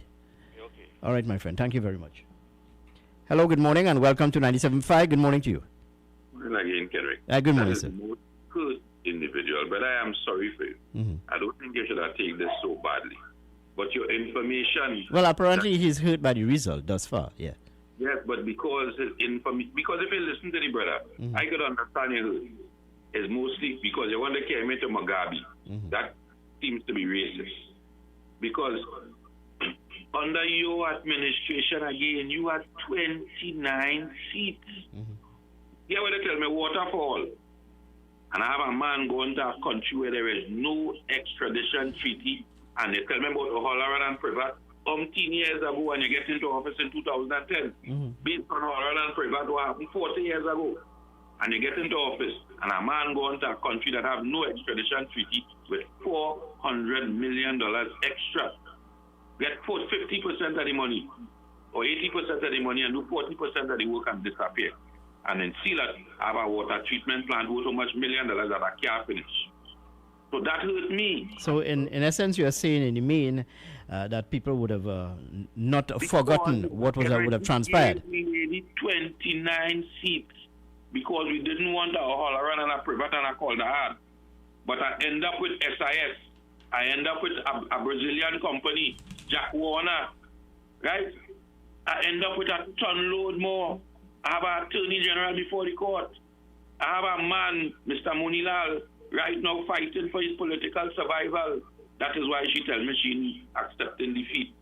Mr. Gentleman, I am sorry for you, but face reality in this country. They had the highest budget ever, 63 billion. Come on, Mr. Gentleman, I feel sorry for your pain. But the information that you put in out there is what they give you propaganda information. All right, That's fine. fact. Okay, well, thank you very much for your thoughts with us. Hello, good morning, and welcome to 97.5. Good morning. Good morning again. Good morning, The gentleman who crying just now. Let them go through all the ads that the PNM put out and all the papers that from the election day, Sunday go back down for a whole week and you go see what the PNM do with for the last 5 years or 4 years or whatever. The work that he wanted to be done, he maybe didn't get it done. But the work has been done yesterday, which is August the 10th. Well, the PNM went on a mantra, went on a campaign of quote-unquote, do not trust Kamala. And, that would have sink in supporters of the PNM. Exactly, and the last ad coming out, remember that ad that we can't trust you, we're not going to trust you, or some kind of thing. All them things, she started to wag the donkey, coming out to the end, saying things that she had no right to be saying. But I ain't going through all that. If the fella want to see what the PNM have done, it have a whole week of papers. You could go through the ad, you could go up to Sunday papers, and you could see all what the PNM do. It even have a roadmap on it too, with where they put out there, what they're going to do, and all that things. The next thing I want to happen, she must stay right there until local election come around again. Maybe see what will happen in the local election. All right, well, a local election and a general election is two different entities altogether, you know. And I think given the results the UNC would have gotten in the local government election, they would have been hoping for a better showing this time around. Hello, good morning. Welcome to 97.5. Good morning. Good morning. Good morning to you. Good morning. Can you remember last week, Monday, I called you and I said that I will call you back on Tuesday, which is today. Yes.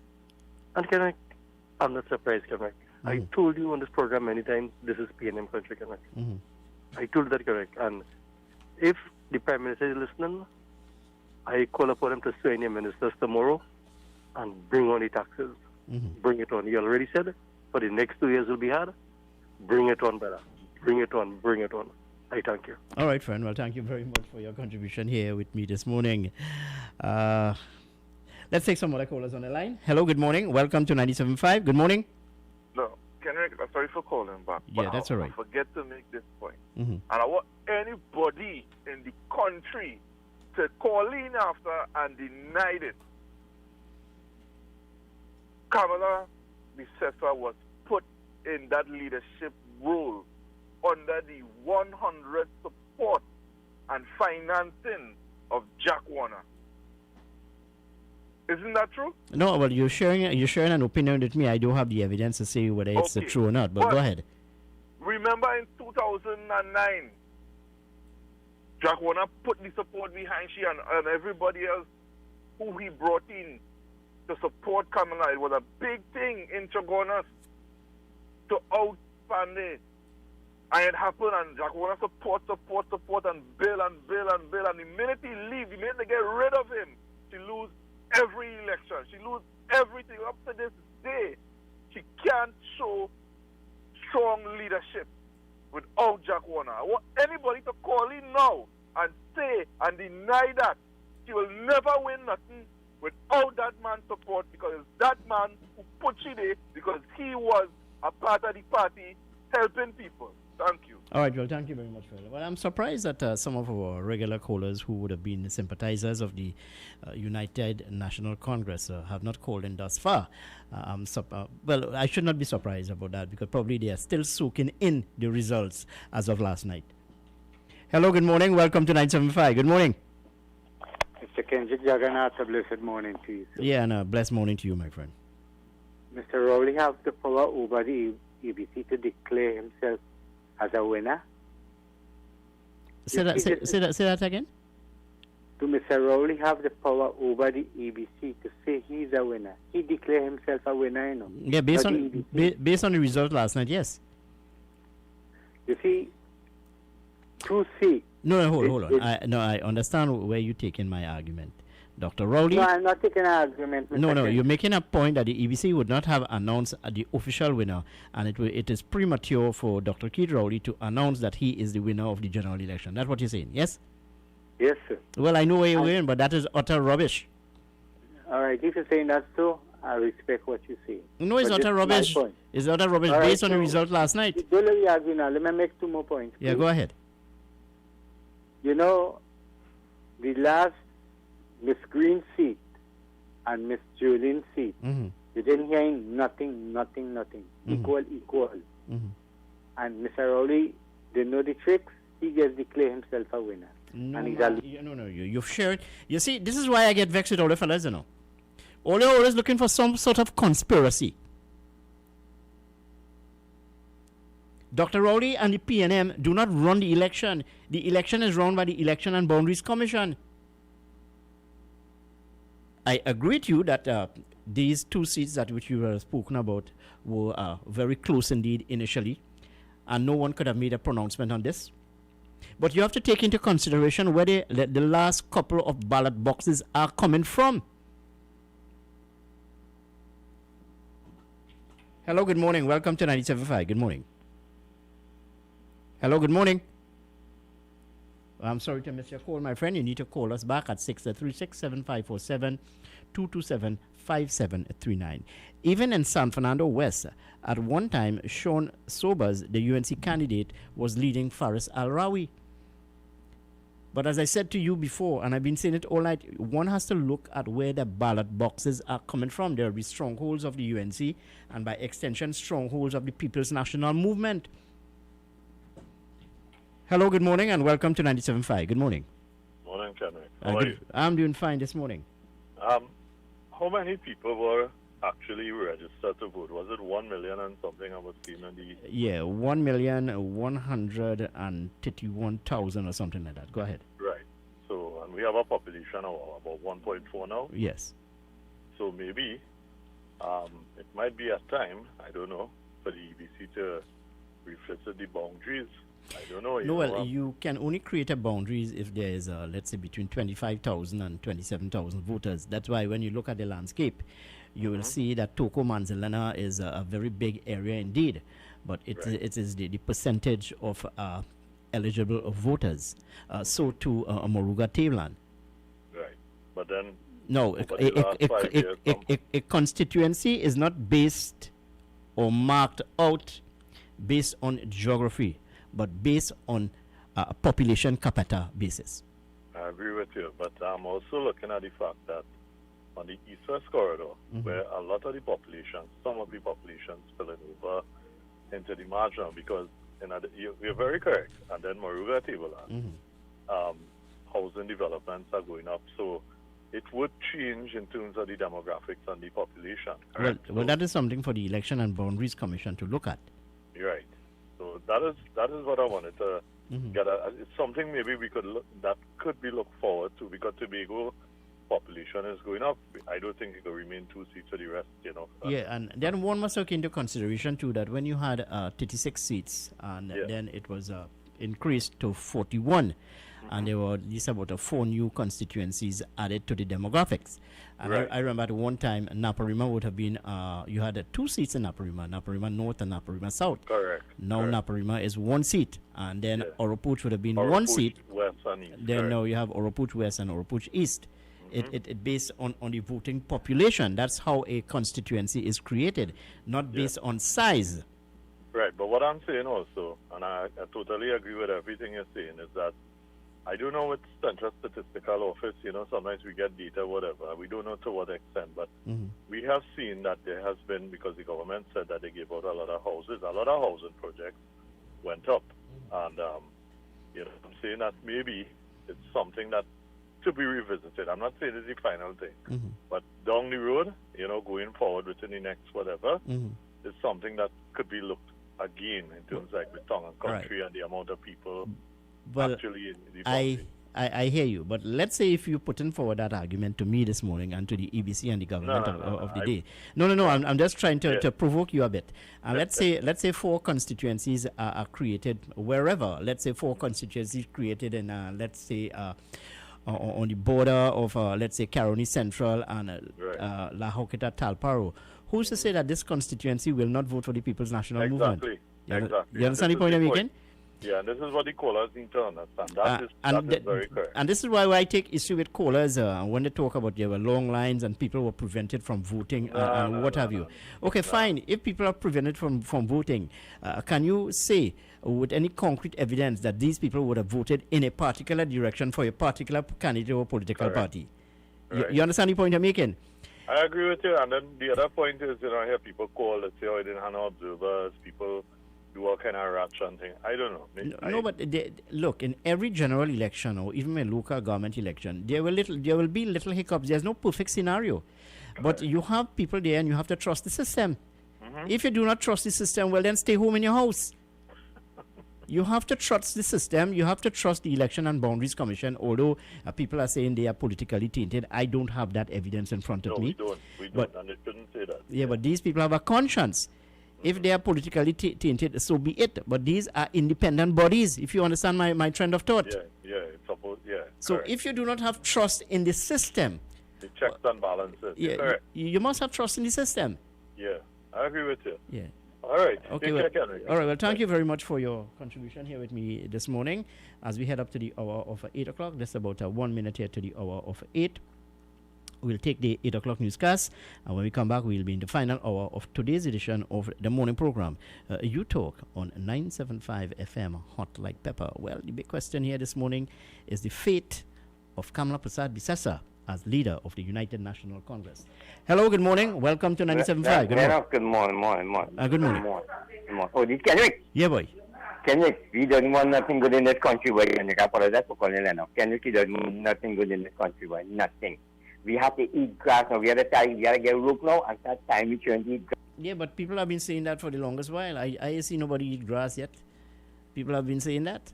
If we have, look, our economy is not the only economy that is challenged, We have certain challenges in front of us. The people have spoken.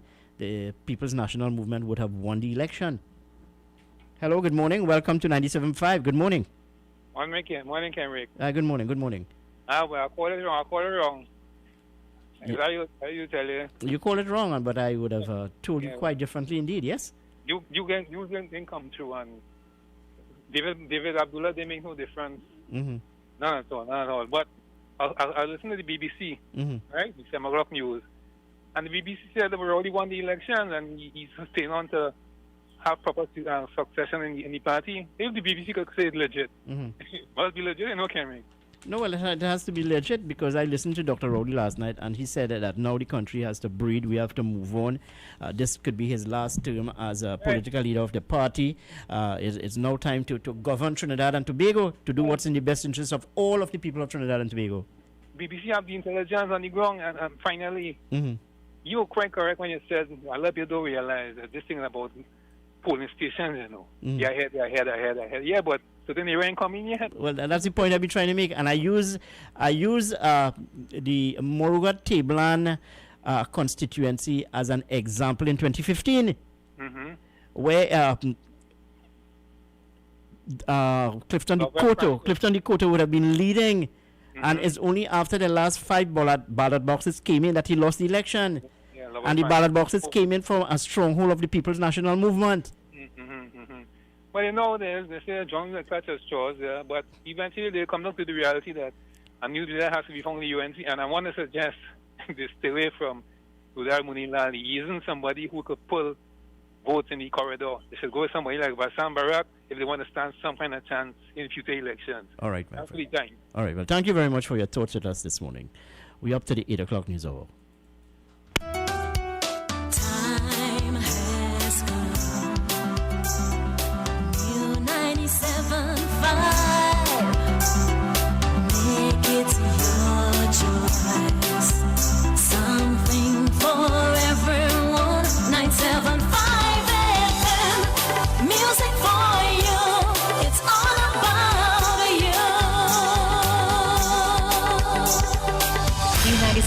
FM, Hot Like Pepper, Multicultural Radio. Power to the listeners. It is now time for Major News to the Hour, brought to you by Crystal Beverages Company, Super Quality Supermarket, Sheikh Elisha Limited, and the Trinidad and Tobago News Day.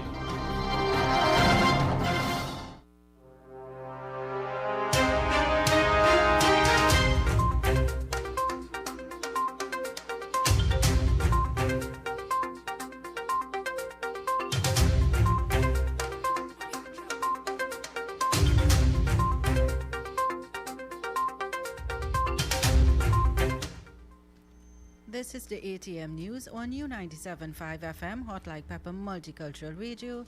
I am Uma Ratan Singh. Good morning. The newly elected MP for San Juan Barataria, Saddam Hussein, said his constituency should no longer be considered marginal. UNC's Hussein, who successfully secured his seat last night by a convincing majority, addressed supporters in his El Socorro office that the party's success in securing the seat in the past 3 general elections meant that it is now a safe seat. The UNC Saddam Hussein thanked his people for their love and support.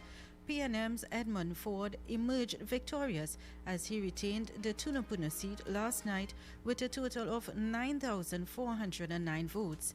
However, in 2015, Ford had cemented his win with a wider margin and a total of 11,228 votes against UNC's candidate Wayne Monroe. Ford thanked God for sparing his life to see yet another victory. The PNM's political leader, Dr. Keith Rowley, for believing in him and his loyal supporters. ILP leader Jack Warner was unsuccessful in his attempt to take the seat of Lopino-born Air West and possibly be the tiebreaker in the event of a deadlock, despite expressing strong confidence that he could win. Despite the loss, Warner says he still appreciates those who supported his journey on the campaign trail and promised to still be of service to his people. The PNM has won the 2 Tobago seats, East and West, for the second time in its 2020 general elections. The results began pouring in slowly and steadily, but it was clear the PNM had swept the 2 seats again. It meant the PNM's incumbents Ayana Webster Roy and Shamfa Kujo had staved off the attacks of the Progressive Democratic Patriots, its closest rival. In the end, the electorate chose the incumbents. Commenting on her win after declaring the seat, Kojo said the people of Trinidad and Tobago West would have spoken, they would have stood up for no nonsense, they would have had their voice heard. PNM's Faris Al-Rari retained San Fernando West against UNC Sean Sobers, and PNM's Marvin Gonzalez held Lopino-born West for the party against ILP leader Jack Warner and UNC's Prakash Williams. And Dr. Keith Rowley gave his victory speech outside Balize House last night. He gave thanks to the young people of Trinidad and Tobago for their support and turnout to vote for 2020 general elections. Around 10:30 p.m. last night, Dr. Rowley addressed the crowd and declared the party secured 22 seats. However, political leader of the People's National Movement, Dr. Rowley, also said that this may be his last term serving this country. And in news of crime, a Tunapuna man was detained by officers of the Northern Division in a suspected early morning shooting in Tunapuna yesterday. The officers seized an automatic pistol and 7 rounds of ammunition during an anti-crime exercise when they responded to reports of a shooting at Bamboo Trees, Tunapuna. According to reports, upon arrival, the officers acted on information and proceeded to a bushy area in the vicinity of Romeo Drive off Bamboo Trees and conducted a search where they found the lone man and he was subsequently arrested. And as we turn to our neighbors regionally in Guyana, leader of the Liberty and Justice Party, Lennox Schumann, will be the first parliamentary representative for the seat awarded to 3 parties that joined their lists for the March 2nd polls. The joint parties consist of a New United Guyana and a New Movement.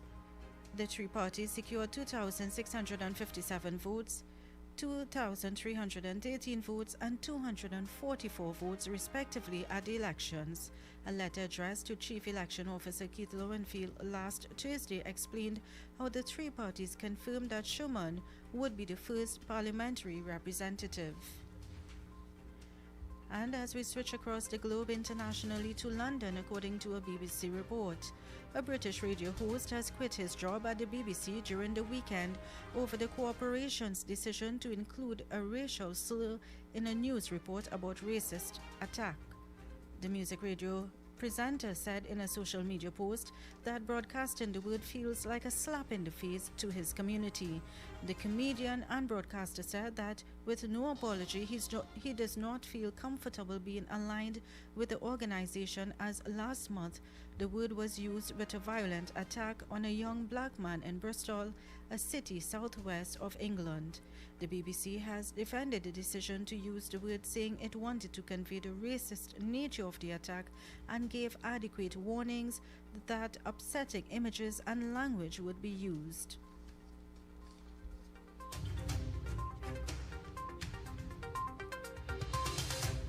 And on to the weather forecast for today. Sunshine will likely be interrupted by a few partly cloudy spells and showers, especially over southern areas.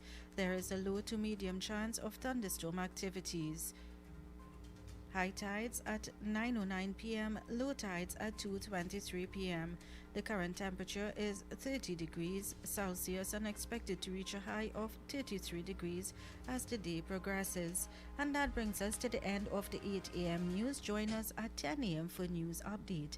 I am Irma Rattensing, wishing you a good morning.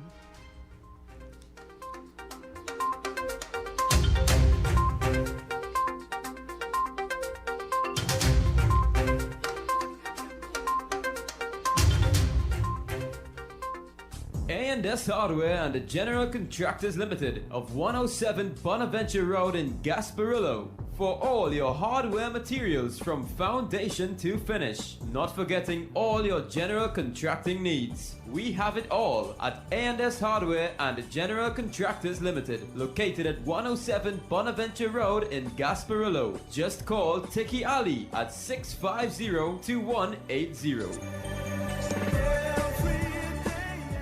A&S Hardware are wholesalers and retailers of plywood, an assortment of lumber, galvanized pipe, hollow section, and steel. Customers can enjoy special prices on white pine and pitch pine doors. Attention all bakers, doubles vendors and roti makers. Try our high quality unbleached bromate free all-purpose and baker's flour. Low price and conveniently packaged in 2 pounds, 2 kg, 10 kg and 25 kg bags. For wholesale and retail prices, contact Shiklisha Limited 665-3336 or visit us at Warrenville, Canupia. Shiklisha Limited, quality you can trust.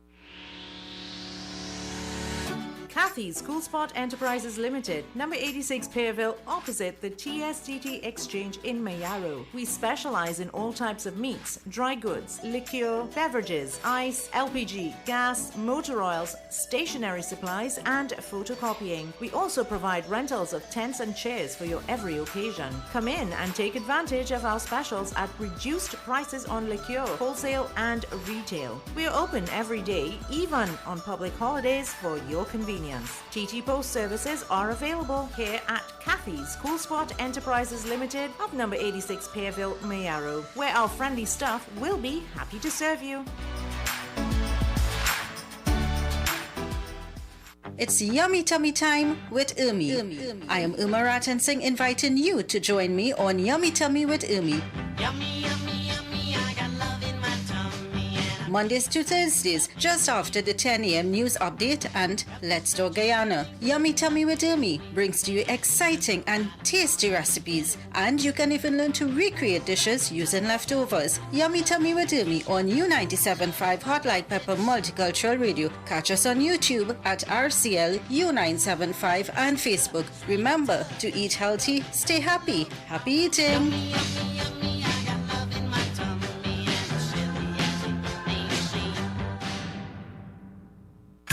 U97.5 Hot Like Pepper Multicultural Radio is now on Facebook. Like us, follow and share our page. We'll be sharing the latest news, tips and much more. You can also view what's happening in our studio. Find us on YouTube and subscribe to our channel at RCL U975.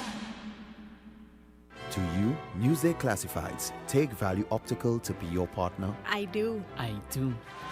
I now pronounce free eye test from Value Optical for Newsday Classified customers. Call the Newsday Classified reps for more information. You may now kiss the bride.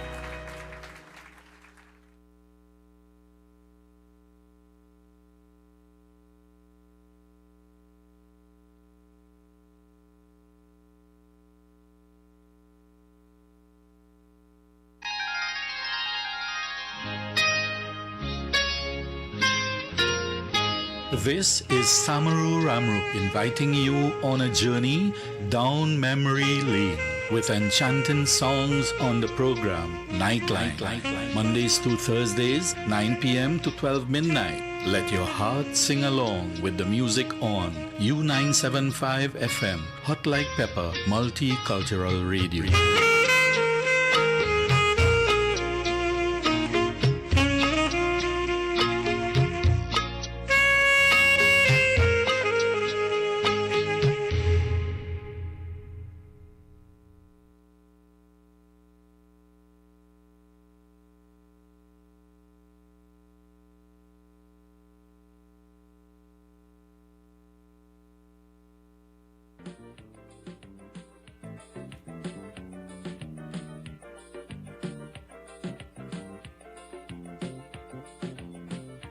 I remember when you children were weak and hungry. I took you to my bosom, fed you my oil. And even when you took and wasted and left me drained, there was always love for you in my soil. Even when my older children, they tried to shame me, setting no rules for the younger ones, bringing such grief and sadness into my household. In the end, they're still my daughters and sons. I will always be there for you. No matter what you do, whatever joy or pain that you are going through, I will always be there for you. I will be.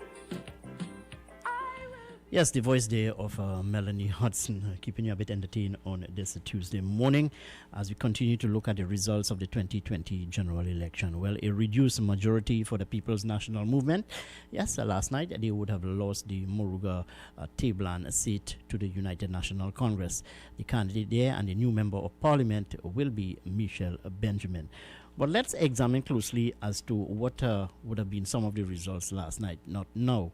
These results are not official. The official result will be coming from the Election and Boundaries Commission. Well, despite its victory, the Keith Rowley government prevailed by a cliffhanger.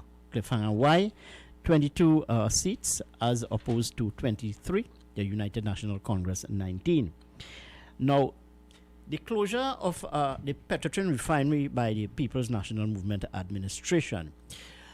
Many would have thought that the closure of this refinery would have swayed greatly to the United National Congress. But while in essence the constituency of Point of View would have voted for the UNC, and by extension the defense line constituencies would have voted in for the United National Congress. One would have thought that the closure of the refinery would have been a major factor in this general election, whether the Keith Rowley administration would have won, that is the PNM, or the UNC. But that did not happen. Why? Because San Fernando West, again, went to the People's National Movement. Faris Al-Rawi would have emerged victorious. And I'm getting some information here, some results, where it is being said that Faris Al-Rawi would have received 10,131 votes. Now, if that is the case, he will be the first member of parliament for San Fernando West to to win consecutive election. The last time that would have been done was with Errol Mahabir. Yes, remember him? Errol Mahabir. So Faris Al-Rawi, according to my information, would have won the seats by 10,131 votes. And the United National Congress, well, I think this is one of the constituency that the UNC will be challenging or looking for a recount. This constituency I'm talking about is St. Joseph, which went to the way of Terence Dial Singh and the People's National Movement. I'm sorry to miss your call, my friend, but you need to call me back at 636-7547, 227-5739. Note that you can also WhatsApp us at 378-4975. Those numbers again, 636-7547, 227-5739. Yeah, so let's look at St. Joseph. Now, St. Joseph, the incumbent there would have been Terence Dial Singh, the Minister of Health, and he was challenged by Ahloy Hunt of the United National Congress, a very hotly contested seat indeed.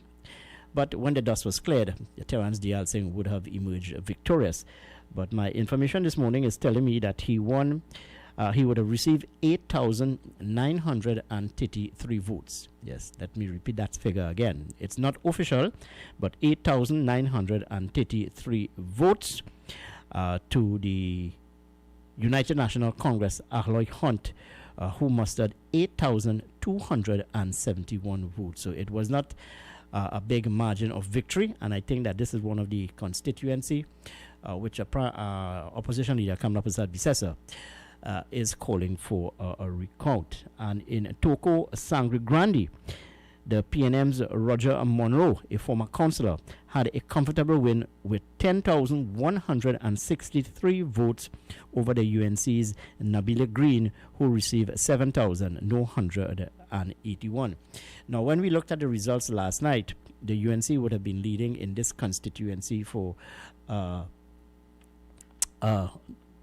great number of time. That is to say, as the results started pouring in. Nabila Green would have been at the front, but in about 15 or 20 minutes at time, the People's National Movement candidate Roger Monroe would have surged ahead. And I tried to explain this to one of the callers this morning. It depends on where the ballot boxes are coming from.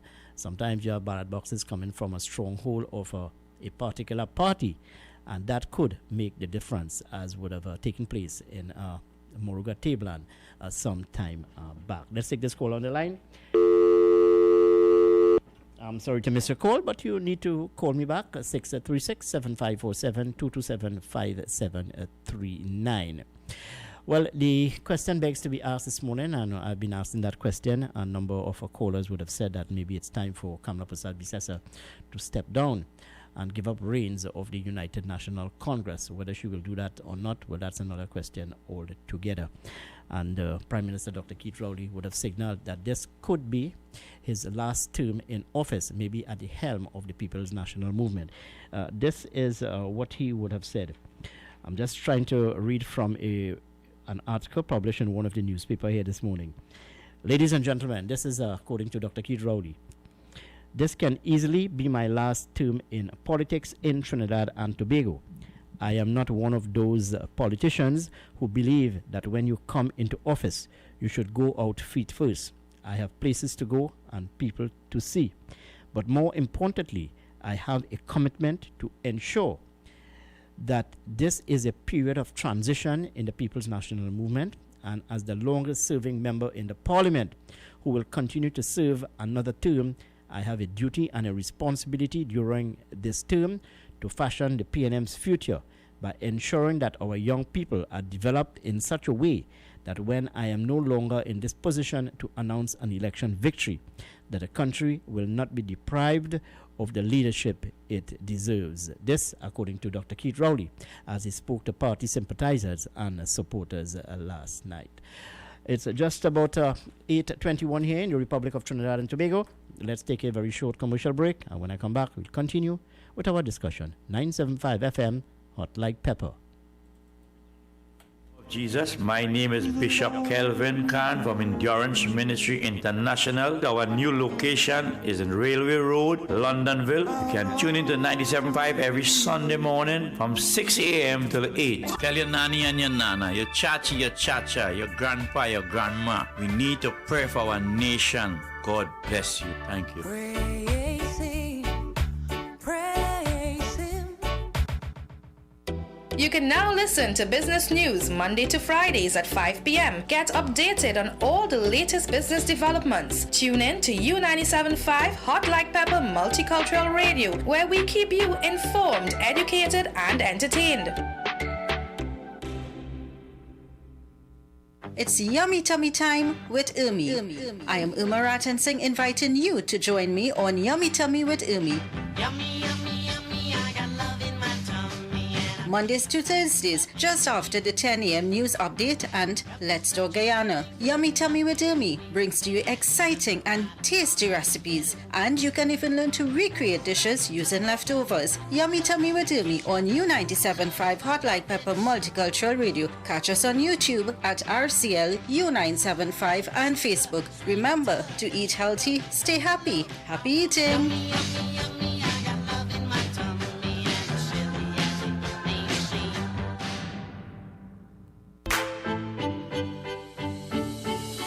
Visit Eddie's Pharmacies Limited newest location inside JTA Supermarket, C3 Center, Current Village, San Fernando. They offer blood pressure, blood sugar, cholesterol, and pregnancy testing, as well as all pharmaceutical products and over-the-counter drugs, along with CDAP prescriptions. Sagicor Carry Care International Medical Card, Guardian Life Provider Card, and Republic Bank points are all accepted at their 3 locations of Eddie's Pharmacy Limited. RS Building, Rocha Douglas Road, Barrackpore, GN Building in Pinal, and C3 Center, Current Village, San Fernando.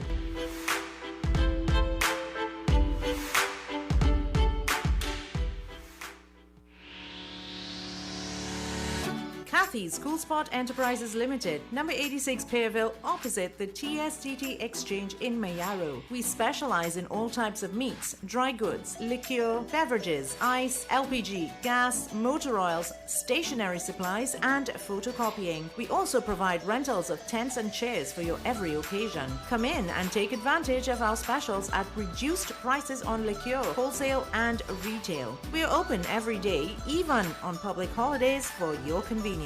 TT Post services are available here at Kathy's School Spot Enterprises Limited of number 86 Pearville, Mayaro, where our friendly staff will be happy to serve you.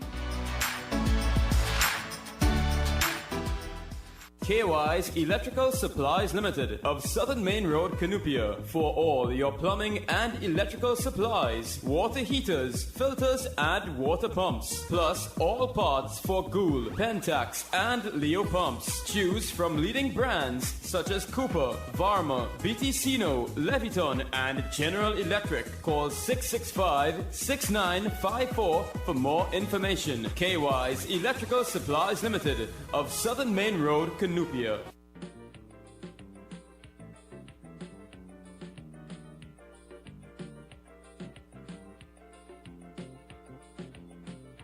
I remember when you children were weak and hungry. I took you to my bosom, fed you my oil. And even when you took and wasted and left me drained, there was always love for you in my soil. Even when my older children, they tried to shame me, setting no rules for the younger ones,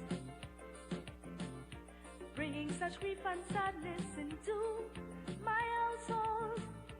In the end, they're still my daughters and sons.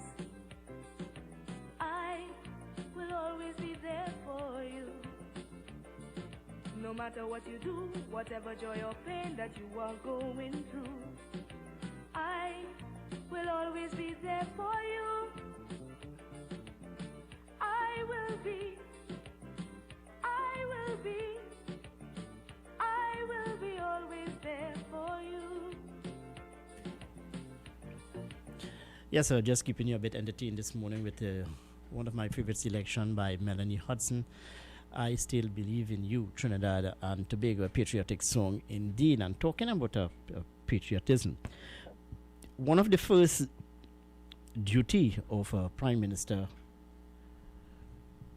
Dr. Keith Rowley, or when he gets into office, of course, is to announce his cabinet. And what would expect that the appointment of an Attorney General will be uppermost in his mind. Well, certainly from all reports and indication that Faris Al-Rawi will be the next Attorney General in the new government of Trinidad and Tobago. The composition of the cabinet, we don't know who will be coming from quote-unquote outside, that is to say who will be appointed as senators and so on, and who will be given ministerial position. But I would expect that Stuart Young would retain his substantive post as Minister of National Security. So too Attorney General Faris Al-Rawi. Other cabinet, other ministerial appointment could change, but I would imagine Stuart Young and Finance Minister Colm Imbert would retain their substantive portfolio. Stuart Young, Minister of National Security, and Colm Imbert as Minister of Finance, and Attorney General Faris Al-Rawi. These are high-profile individuals of the People's National Movement will retain their substantive ministerial portfolio, but it's politics and it's an election. Anything can happen. There's also the task of appointing senators. Senators.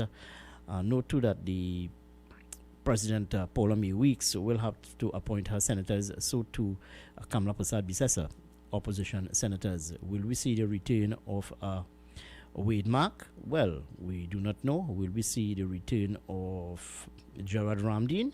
Well, these things are still up in the air. Let's take this call on the line. Hello, good morning, and welcome to 97.5. Good morning. One again, Enrico. Last caller before the news. I want to throw something in for you to consider. Ministry of Agriculture. Where you see that going?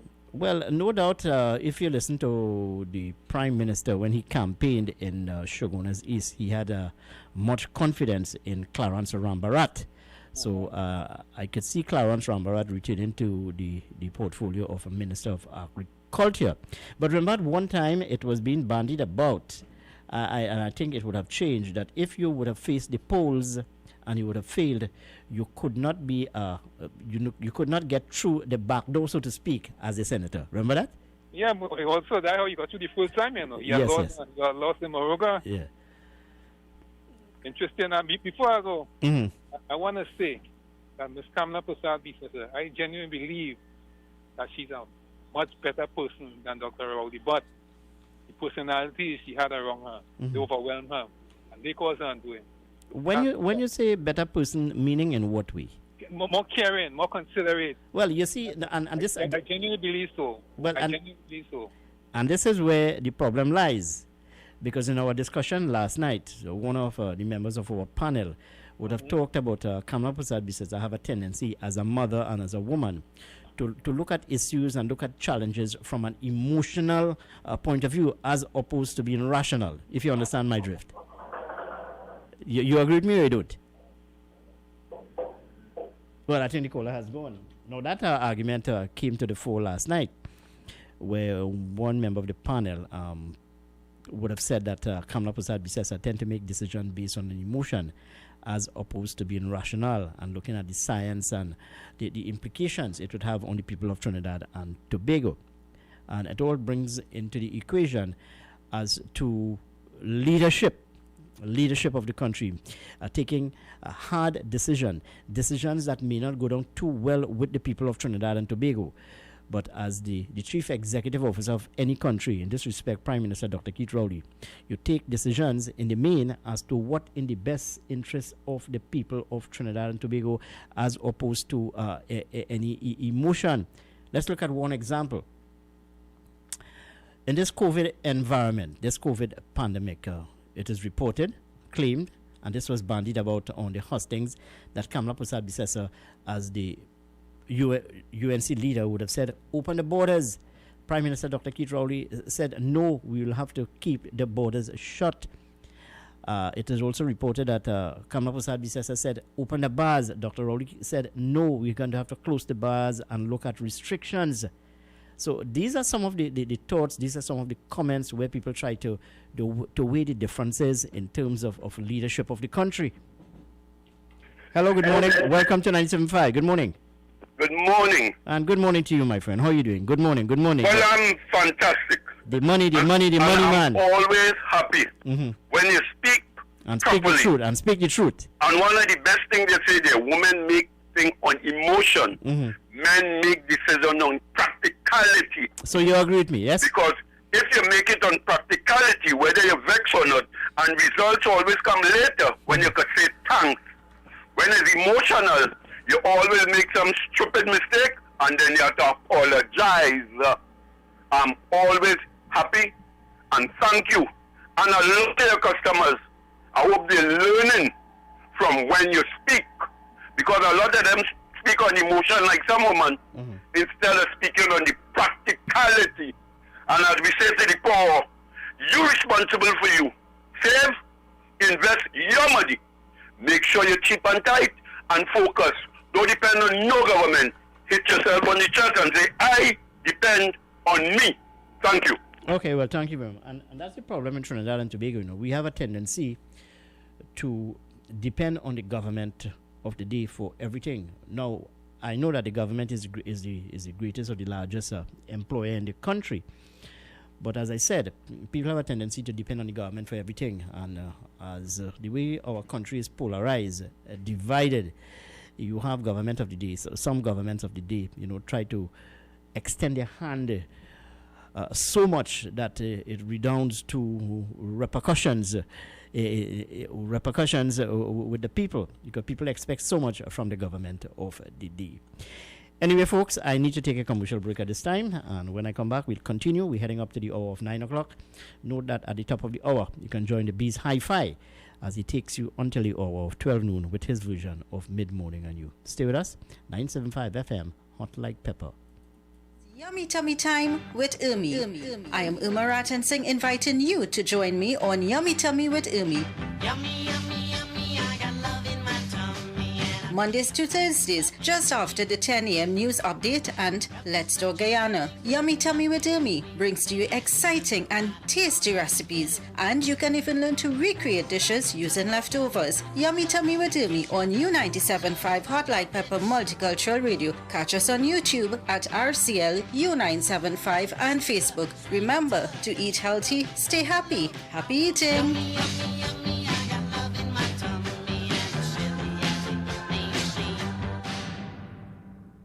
Attention all bakers, doubles vendors and roti makers. Try our high quality unbleached bromate free all-purpose and baker's flour. Low price and conveniently packaged in 2 pounds, 2 kg, 10 kg and 25 kg bags. For wholesale and retail prices, contact Shiklisha Limited 665-3336 or visit us at Warrenville, Canupia. Shiklisha Limited, quality you can trust. Jyoti's Puja Store is your one-stop puja store for all puja, wedding and cremation materials. Also available books, mithai and murtis made to order. Visit Jyoti's Puja Store today and be greeted with the kindest and most courteous staff with best prices and secured parking. Jyoti's Puja Store located at 542 Southern Main Road, Chase Village, Shigwanas. Contact 671-3849.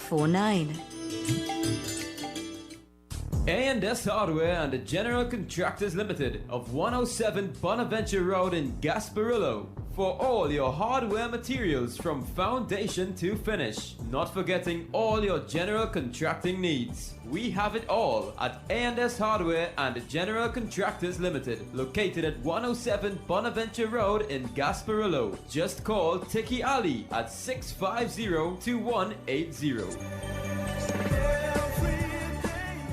A&S Hardware are wholesalers and retailers of plywood, an assortment of lumber, galvanized pipe, hollow section and steel. Customers can enjoy special prices on white pine and pitch pine doors.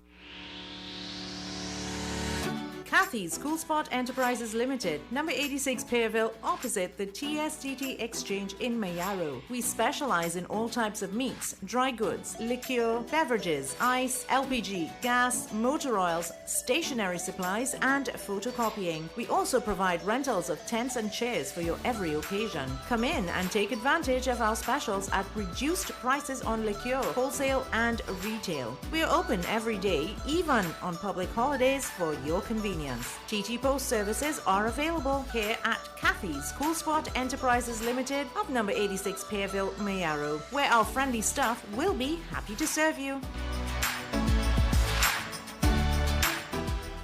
Greeted in the wonderful name of Jesus. My name is Bishop Kelvin Khan from Endurance Ministry International. Our new location is in Railway Road, Londonville. You can tune into 97.5 every Sunday morning from 6 a.m. till 8. Tell your nanny and your nana, your chachi, your chacha, your grandpa, your grandma. We need to pray for our nation. God bless you. Thank you. Praise Him, praise Him. You can now listen to business news Monday to Fridays at 5 p.m. Get updated on all the latest business developments. Tune in to U97.5 Hot Like Pepper Multicultural Radio, where we keep you informed, educated, and entertained.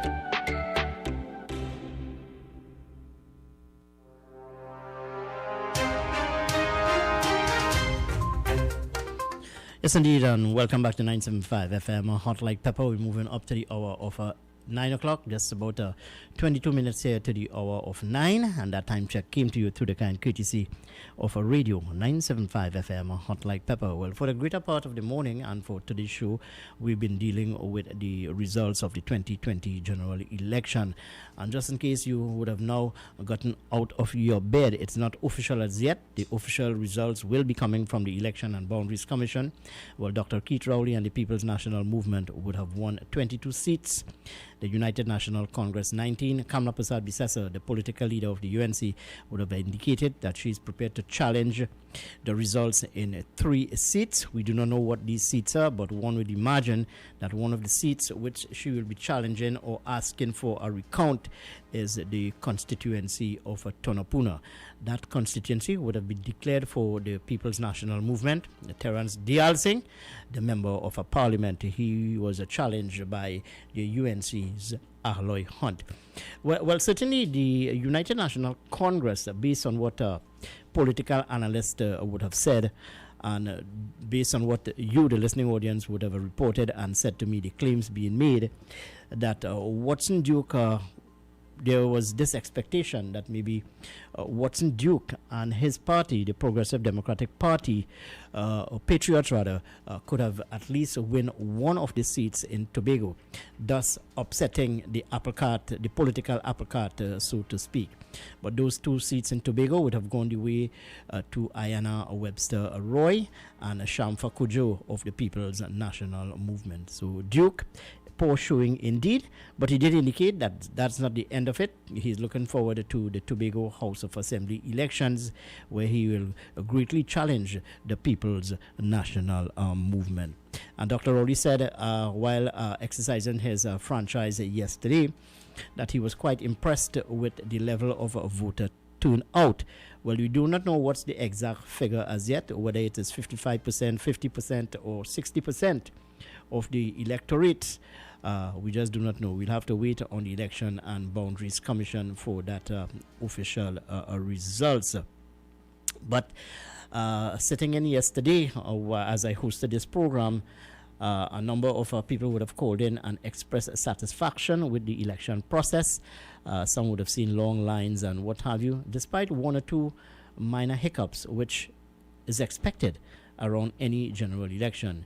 Kudos ought to be given to the Election and Boundaries Commission for conducting an election in this environment. The environment I'm talking about here is the COVID pandemic environment. Certainly it would have been quite challenging indeed for these officers to operate, ensuring social distancing, sanitizing hands, and what have you. So one could imagine the challenge or the challenges that they would have had in exercising their duties yesterday, polling day. Well, now that the dust has cleared, the election is over. It's time to get the country back out to work again. When I say work again, looking at what is the best interest of the country as opposed to the party. Certainly a challenging time ahead for the People's National Movement and by extension Dr. Keith Rowley to ignite the economy, get the economy back up and running again. Look at the crime situation in the country. The murder toll continues to climb in Trinidad and Tobago. We're looking at infrastructure, improving the infrastructure, looking at education. And one must also take into consideration, too, that we have an SEA exam to sit, and this examination is on the 20th of this month. And given the rising number of COVID cases in the country, the narrative is still outside there as to whether this examination ought to be held on that specific day. Some have said that the examination rather should be postponed at this time. And we also have to look at the reopening of schools in September, the 1st of September. So certainly a very challenging time indeed. And yes, one of the questions being asked this morning is who will be the next Minister of Education? My take on this, I could see Penelope Beckles-Robinson emerging as the next Minister of Education. That's just my thought based on what I've seen this far and, talking to various people. Let's take this call on the line. Hello, good morning. Welcome to 97.5. Good morning, good morning. If you want to answer, ask me, man. Lovell Francis could be the Minister of Education. Lovell Francis, but he had to come through the back door. I'm telling you, you have to worry. Take my word for it. Yeah, but why would you say that? Why? Challenge me. Because he served as a junior minister in the ministry? No, that's not my rationale. I have a rationale. That's your rationale. No, but you must have a reason for saying that, my friend. It's not my rationale, but he's the next Minister of Education. The next Minister of Education? Well, probably you have a crystal ball. Well, I don't. I mean, out of all that you have there, I think, if there anybody else to fit in, I ain't say he's the most practical person or the best person for the job, but out of what they have in store there, that's the only person really I can see could fall in there. No, well, I mentioned the name of Penelope Beckles-Robinson. Nah, but you know, man, they could say what they want any government. The Ministry of Education have to separate the building maintenance and so on under the ministry. Because that is the only ministry that had to manage over 700 buildings and also had to manage all this complexity of education in itself. That had to be looked at. All right, and in a practical way. Yeah, all right. That's my thought for now. No, hold on. This morning I started the discussion surrounding the fate of Kamla Prasad Bisesa. What are your thoughts? Well, my thought on that is I think it's difficult. The next 5 years could be kind of complex for the PNM, and I see repeating myself. I could be wrong, but my political vision moving forward right now, I ain't see the PNM making the next 5. I think somewhere around the next election might call in about 2.5, 3 years, man. I don't see them going more than 3 years. That is my political vision right now, how I looking at it. So you see a snap election? I see a snap election within the next 5 years, yeah. Within 2.5 to 3 years. And you are saying based on that, you are hoping that Kamla Prasad Bisesa remains. Well, by that time there should be very well, definitely they'll take the reins up at that time because if you call a snap election, I mean you're able to carry on. So that is my political vision. I know I've seen after analyzing everything so far. That is my analysis for now. It could change, but for now, that is I've seen it analytical. All right, friend. Thank you very much for your thoughts this morning. As we move up to the hour of 9 this morning, just about 15 minutes here to the hour of 9 o'clock, and that time check came to you through the kind courtesy of a radio 975 FM, hot like a pepper. Well, what are the other two seats that UNC political leader Kamla Prasad Bisesa will be calling for a recount? I would imagine maybe San Fernando West. I don't think so. Maybe La Joqueta Talparo. That could be one of the seats that she will be asking for a recount. And I don't think that Toko Manzalina, or rather Toko Sangre Grande, would be one of those seats. Anyway, stay with us here. When I come back, we'll wrap up today's edition of the morning program and usher in the Bees Hi-Fi into the hot seat this morning. Stay with us, 975 FM, hot like pepper. Electrical Supplies Limited of Southern Main Road, Canupia, for all your plumbing and electrical supplies, water heaters, filters and water pumps, plus all parts for Gould, Pentax and Leo pumps. Choose from leading brands such as Cooper, Varma, BTCino, Leviton and General Electric. Call 665-6954 for more information. KY's Electrical Supplies Limited of Southern Main Road, Canupia.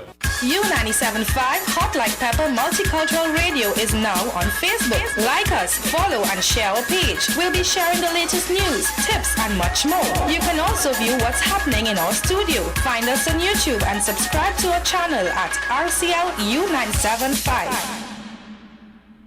Jyoti's Puja Store is your one-stop puja store for all puja, wedding and cremation materials. Also available books, mithai and murtis made to order. Visit Jyoti's Puja Store today and be greeted with the kindest and most courteous staff with best prices and secured parking. Jyoti's Puja Store located at 542 Southern Main Road, Chase Village, Shigwanas. Contact 671-3849.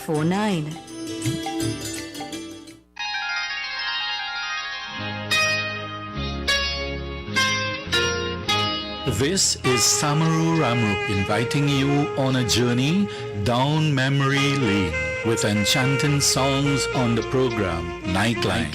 Mondays to Thursdays, 9 p.m. to 12 midnight. Let your heart sing along with the music on U975 FM, Hot Like Pepper, Multicultural Radio.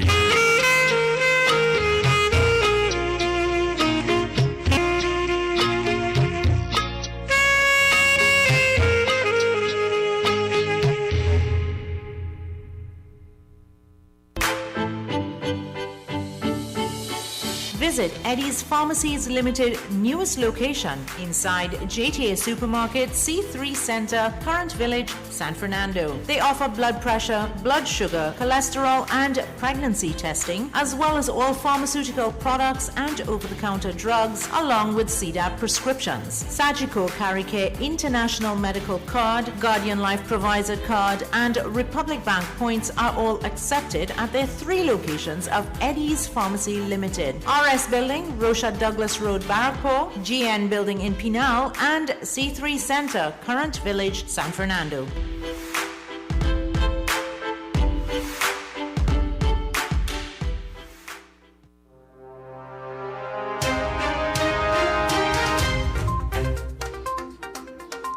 Yes, indeed, and thanks for staying with us here. Well, it's about that time where I need to say my final goodbye for today.